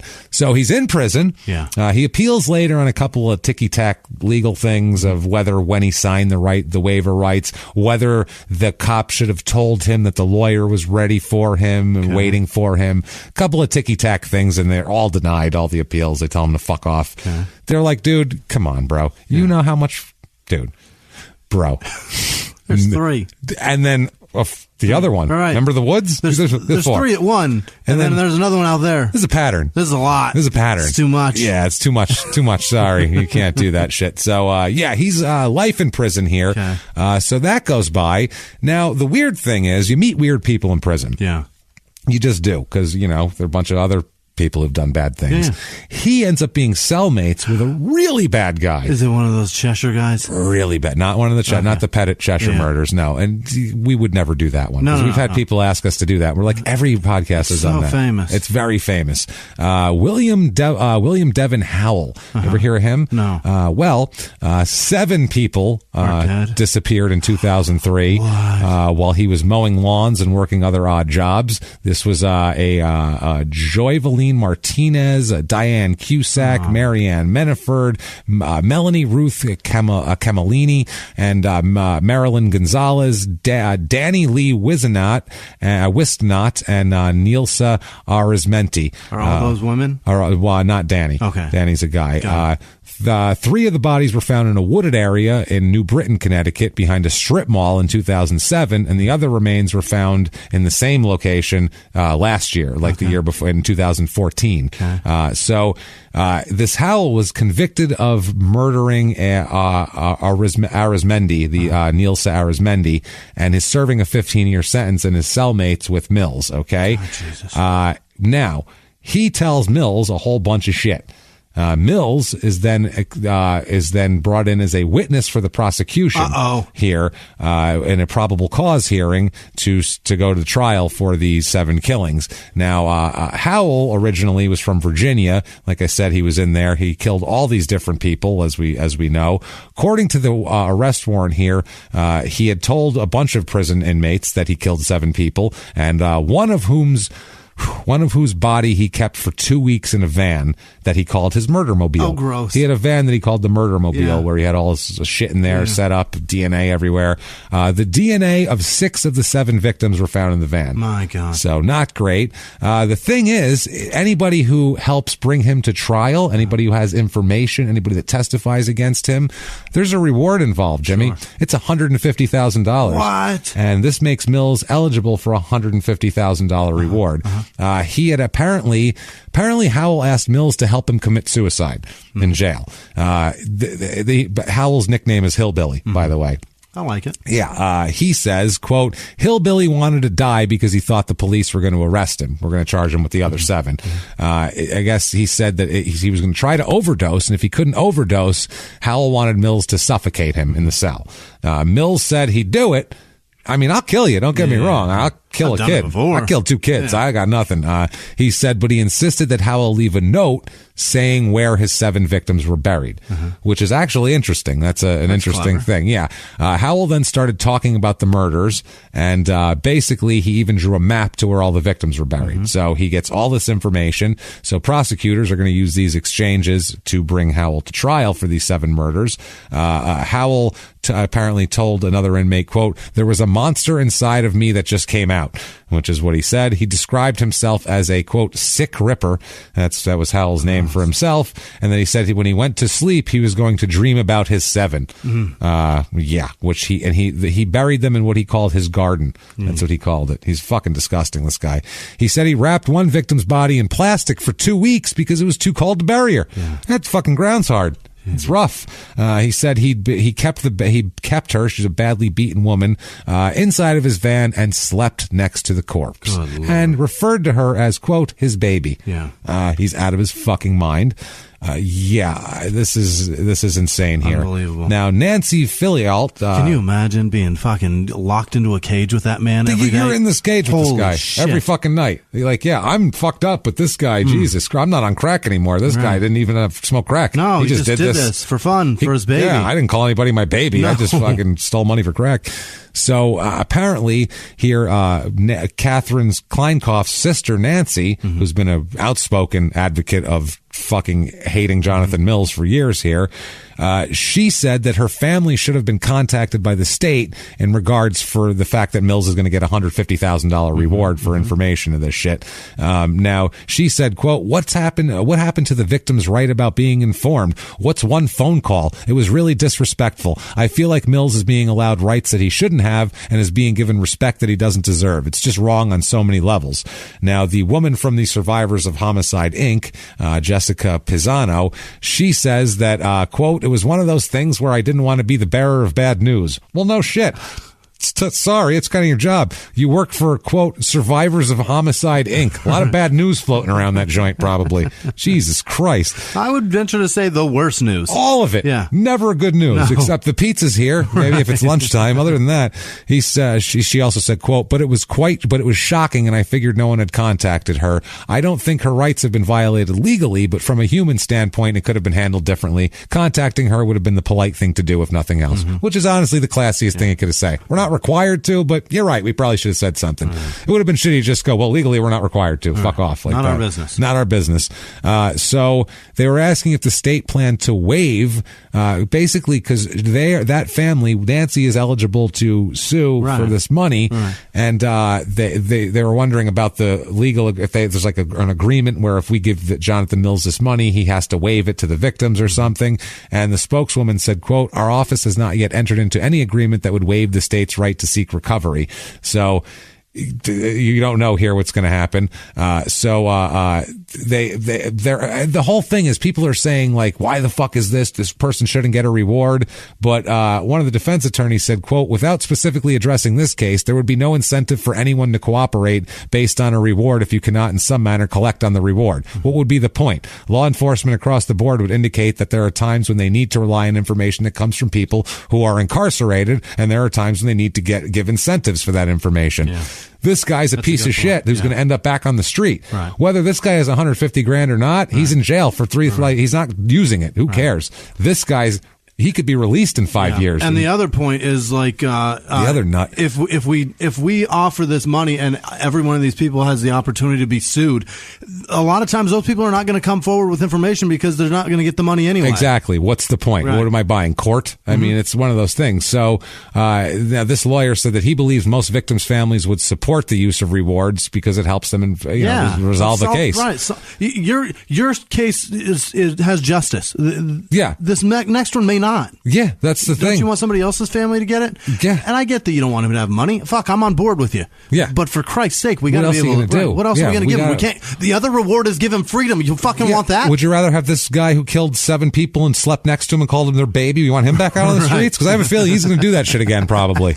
Sorry, but I mean, this guy, what's he going to do? Buy more honey buns and ramen noodles? Who gives a shit? It's going to be really hard for him to run through 150 grand. By the time he gets to the bottom of it, you will have taken it all. Yeah, no shit. Don't worry. They asked the victim's advocate person, well, you know, isn't this bad for closure? And she said, quote, we don't use words like closure around here, which is a really interesting thing to say. Good Lord. She said, this is something families carry their entire lives. Yeah. This is a prime example of that. Every time you see an article, it rubs the scab open. It brings you all the way back. Yeah, that's true. Yeah. We like to say justice, not closure. Closure is, so they asked about the reward money and will the family sue for the reward money, and this woman said, quote, she doesn't want anything to do with it. It's hard for her to hear people talking about how Mills is trying to do good, and isn't that a good thing? It's kind of insulting.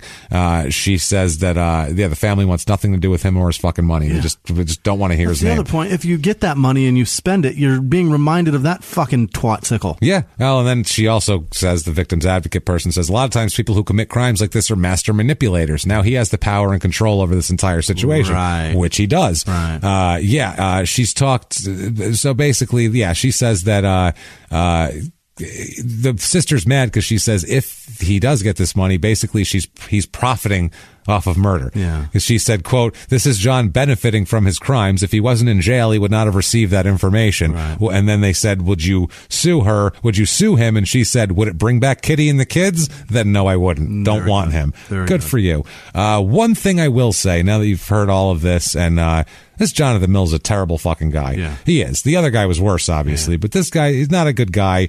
And just a mess of how a small town person can tumble out of control rapidly go from, hey, this is fun, to, can you think you can help me open this payphone? Right. Very, very different. When I understand you being mad at him, and then, you know, maybe you're madder at him for having a reward, and maybe you're actually, you think he's a decent guy for helping the police, or it was just for the reward. Either way, please don't take it out on a different Jonathan Mills that I found that comes up when you search a lot. Jonathan Mills, he's a real estate agent. That's why he's a realtor. He's team leader of the Mills Group. God, Jesus. In Gainesville, Florida. And if you search him, it comes up a murderer, and that can't be good for a real estate agent. Poor bastard has to live in Gainesville. And he lives in the Panhandle. If you live in Gainesville and you want to buy a house, give that guy a shot, because I guarantee you he's lost at least one client just when they looked it up and saw Jonathan Mills murder. Oop, click, never mind.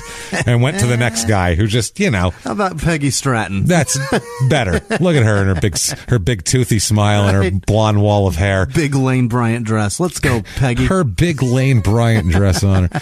So, yeah, that is the story. That is, Jesus Christ, Guilford, Connecticut, and the insanity that is Jonathan Mills and these the poor kids and everything else. It's a fucking disaster. Yeah. But that's small town murder for you right there. I mean, not unexpected, people locking their doors in a small town, and it's everything. Yeah. Jesus, it's crazy. If you like that story, tell us about it. Yeah. Give us a review. Go on iTunes, the purple icon there, you know, which that one that is on your phone, or wherever you listen to podcasts. Give us a review on there. Give us 5 stars. Doesn't matter what you say. Tell us you're following instructions, following directions. It just really helps out the show. It helps drive us up the charts. So if you love the show and you want to help out the show, that's a great way to do it. That's completely free. Yeah. It takes 30 seconds of your time, and it helps us. So if you want to do that, also go to shutupandgivememurder.com, where you can help out the show even more by buying all sorts of stuff there, all of our merchandise and everything like that. It's everything small town murder and crime and sports that you could possibly want. Most importantly, get your tickets to live shows. Yeah. Coming up, we are going to be in Columbus and Cleveland coming up. Hell here. Yes. Yes. So I think it's the 1st and 3rd of August there. So I was not thrilled about that. No, well, I mean, we liked Cincinnati last time. Yeah. We dug, the crowd was great. They were one of the best crowds in the country. Second and third. Second and third, maybe. Yeah, one of those times. Yeah. Look it up. Shutupandgivememurder.com. That's where it's at. It's right where it's at. So you can find all of our tour dates there. Also, we're going to be the next 2 weeks after that in Omaha and Minneapolis. But Omaha's sold out. Minneapolis, you guys get your tickets now. It's real close. And that's like a 950 seat venue, and it's getting it's very close to sold out. So I'd get your tickets right now. Don't wait till like the week of, because there's probably not going to be any more. There won't be. And then LA and San Diego after that. And then we keep going. So please get your tickets now to everything. Once again, Milwaukee is less than 20 tickets left. Right. Out of 560. So get those tickets tickets right now. Dallas is sold out. Sorry about that. Go to Houston. Go to Houston. It's not that far. Jesus Christ. Hop on a Southwest flight. It's like $80. Get down there. The hell's wrong with Round trip, probably. Round trip, yeah. Well, of course, it's Southwest, and it's awful, but still, it's fine. See us down there. Also, follow us on social media. We are at Murder Small on Twitter, at Small Town Pod on Facebook, and at Small Town Murder on Instagram. And you can get all of the tour dates just as they come out, because we are currently booking dates for 2020. Basically, we're not going to do a tour. Normally, like a comic or a podcast, they'll do like a tour over the course of 2 months, where they're at 4 cities a week, and they're just pounding every single week. We can't do that. No. We can't put out a Small Town Murder and a Crime in Sports every single week and do that pace. It's impossible. It's not possible to do. We put out long shows, and they're really, I know other shows do it. I don't think they research as much as we do, or they have people that work for them. We don't have employees. We don't have anyone. I do the research. We come over, we record. That's that. So, yeah, we don't do that. We're going to basically try to do every 2 weeks or so, we're going out on the road and doing 2 cities, basically. And we're going to just kind of keep that continuously. So we'll kind of keep a continuous tour going on, but we'll only pop up once every year and a half in certain cities or whatever. So get your tickets when we come, and that way we'll come back again. Yeah. Because the markets where we don't sell great, we ain't coming back there. No, it's going to be even if we like them and you guys are a great crowd, it's a matter of the audience is bigger there. We're going to wait till the city's got more people. So follow us on social media is what I'm getting at, and find out wherever we're going to be before anybody else hears about it on the show and all that sort of shit. If you want to be an even bigger damn supporter of the show and be one of our heroes, who we're going to talk about in just a second, one of our producers, the people close to our heart. Good Lord, I want to wrap them in plastic and sleep next to them in a van and call them my baby. I love them so much. Oh, our babies. There's so many of them. I love them so much, our producers. You can be one of those people and be one of our heroes very easily by going over to patreon.com/crimeinsports or heading over to PayPal and using our email address, which is crimeinsports@gmail.com. Yes. Both of those links can be accessed super easily by going to shutupandgivememurder.com. Right. Without further ado, Jimmy, I want to know the group of people I want to know our babies. Give it to me right now. Hit me with it, Jimmy. This week's executive producers are Justin Miller, Clay Thorson, who he lost his pup and he went and got 2 new ones, Loki and Odin the pug. Good for you. Good for you, Clay. Cheryl Rice, Lucy is white trash. From Murphy. Hey, you know what? Good for you, Lucy. Good for you. You know what? I am also Lucy, so it's fine. You know what? Don't worry about it. Murphy, you can go fuck yourself. Jessica Winkler, Gina Kudajarov, Delinda Andrews, Andrews Lewinji, I think, and she came to a show. Cool. I think she came to. You know what? Don't look at me. Tampa, Orlando. Yeah, these One shows blend together. We apologize. Not the people, the shows themselves. John Donnelly, Amanda McConnell, and Meredith Ottery. Thank you all so much. We can't do this without you. The producers this week are Tyler Frazier, Sonny Johansson, Shalima Althaus. You know what? I've done this before. Yeah. Althaus. Yeah. One of those. Amanda Gibson, Thomas Smith, Abdul John, Grace Brunias or Brunei, Fabio Raimondi. Yeah, God roll. Damn it. Margie Coons, Chief. Belinda Reed, Cynthia Biddle. She says SPF yourself. Put some fucking sunscreen on. That's what she means. Yes. Good for you. That's her message. I like that message. That's a good message. Carol Braun. Thanks, Carol. Appreciate you. Welcome. Definitely. Around again. She donates both ways, but she donated through PayPal this week just to remind awesome. us. So thank you, Carol. Thank you. Faye Bader, Pump the Drakes. I don't know what that is. Lauren Smith, Jude Kendall, Matt Avery, Jesse Hartman, Tyler Sheets, Craig Larson, Jenna XL, Paul Ruest. Hang in there, Paul. You're doing great, buddy. Hannah Weber, Kyra Bai. Yes. Haley Ellis. Yes. That's probably wrong. Yes. Amy Spingath or Spingath. I don't know. Something like that. I'm Jennifer, not good at this. I don't know what I'm doing. I'm not good at this. Jennifer Britzman, Emily Warwick. I don't. Damn it. Rebecca Hendricks, James Martyr, Therese Mehta. That's right. No, it's not. Travis Ezel. I think that's what I wrote. Awesome. I'm not good at writing. Elizabeth Nigro, Alice Mullen, Sandra Caves or Calves, Garrig Rock, Kimberly Crawford. That's my sister's name, but that's not who donated. It's another person. Oh, good. Thank you, Kimberly. Well, thank you. Lisa McColgan, Michelle Nguyen, Ashley Vio, M. Betts, Molly Hewitt, Patrick Martin, D. Hall, Sarah Webb, Kelly Bodecker, Courtney Divan, Lenny Blunt, Christopher. I'm sorry, Christopher Earnshaw, Saint McNimrod. McNimrod, David Barnhart, Alexis Seeger, Phil Mann, Philip, that's you, Janine Walter, Maddie Gallagher, Gregory Carroll, Mike Stoll, Jennifer Flores, Amanda Standifer, Alicia Massey, Kate with no last name, Benjamin and Anna in Orlando. Thank you both. Thanks for coming to the show. Chandler Miner, Melissa Glidewell, Nikki's shirts and shit. Google them, find them, and buy a shirt. Isabel Silverstein, Lauren Boyd, Jane Richards, Ian or IAIN. Is that Ian? I think it's Ian, but they spell in England. They have so many people are named Ian in England. They have over there. 18 different ways of spelling it. Yeah, Ian Black. They just can't stop naming each other Ian. Over All right. there. Thank you. Jim Underhill, Janie Goulet. Stop naming each other Gareth over there, too. Yeah. It's just Garrett or not.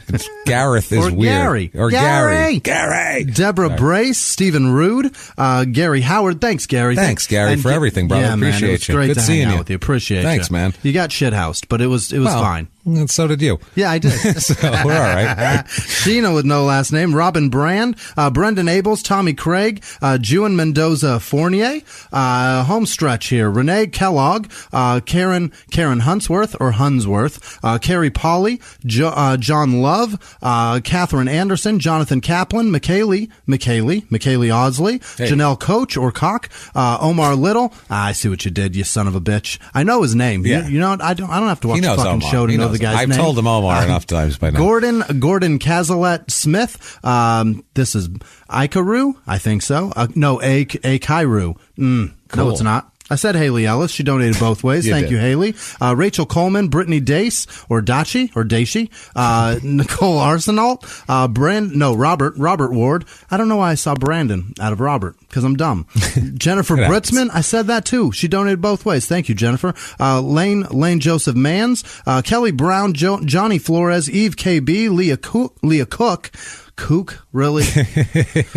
Flores Hughes, Lynn Fort, Kylie Burge, Dahl Wilson, Rachel Ice, Mindy Kidd, David Renazzi, and Total Axe, and all of our Patreon supporters. You guys are fucking amazing to us. Thank you so much. Thank you, everybody, so much for everything that you do for us. Always, we're goddamn blown away by it. Really? We're undeserving, and we always feel undeserving. No matter what, we could come to your house and wash your car and clean your gutters, and we'd still feel undeserving because it's just how we are. Yeah. So thank you for everything you do for us, honestly. And what if somebody wanted to thank you, Jimmie, or call you their baby? How could they do that? You can find me at Whisman Sucks, WHISMAN Sucks, on Twitter, Instagram, Snapchat. And thank you, truly, guys. We don't advertise this show. We don't put out huge ads places. We don't put banner ads on anything. Nope. And we surge on charts, and it's because of you guys. You guys do this for us, and you tell your friends about the show. You tell me about the show, what you're passionate about on all of those links at where I told you could find me, and I appreciate it. And I really just genuinely thank you for making this something, and thank you for coming to these shows. Thank you for making these shows what they are. I appreciate it. Where can they tell you? You can find me at Jimmie P is funny, or just copy and paste my last name from the show description and look for me that way, because there's not a lot of other people named Pietragallo, so it's probably me. Yeah. Especially if it's someone's like on a stage or something, that's probably gonna be me. I would say not a lot of other Pietragallo comedians out there, unless my little brother went into comedy and I wasn't sure of it. Eric, don't do it to yourself. Stay home with your kid and work your nice job, and don't make yourself a horrible leper of a person limping from city to city. That said, boy, we're excited. We can't wait to see you guys. Get your tickets to the live shows, because we can't wait to see you there either. And we're going to keep coming back every week. And until next week, everybody, it's been our pleasure. Bye.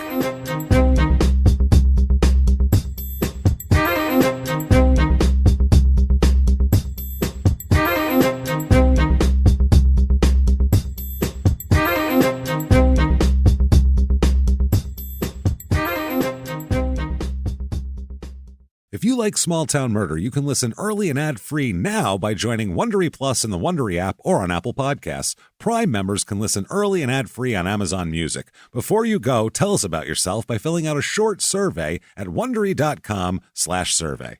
A few miles from the glass spires of Midtown Atlanta lies the South River Forest. In 2021 and 2022, the woods became a home to activists from all over the country who gathered to stop the nearby construction of a massive new police training facility, nicknamed Cop City. At approximately 9 o'clock this morning, as law enforcement was moving through various sectors of the property, an individual, without warning, shot a Georgia State Patrol trooper. This is We Came to the Forest, a story about resistance. The abolitionist mission isn't done until every prison is empty and shut down. Love and fellowship. It was probably the happiest I've ever been in my life. And the lengths we'll go to protect the things we hold closest to our hearts. Follow We Came to the Forest on the Wondery app or wherever you get your podcasts. You can binge all episodes of We Came to the Forest early and ad-free right now by joining Wondery Plus.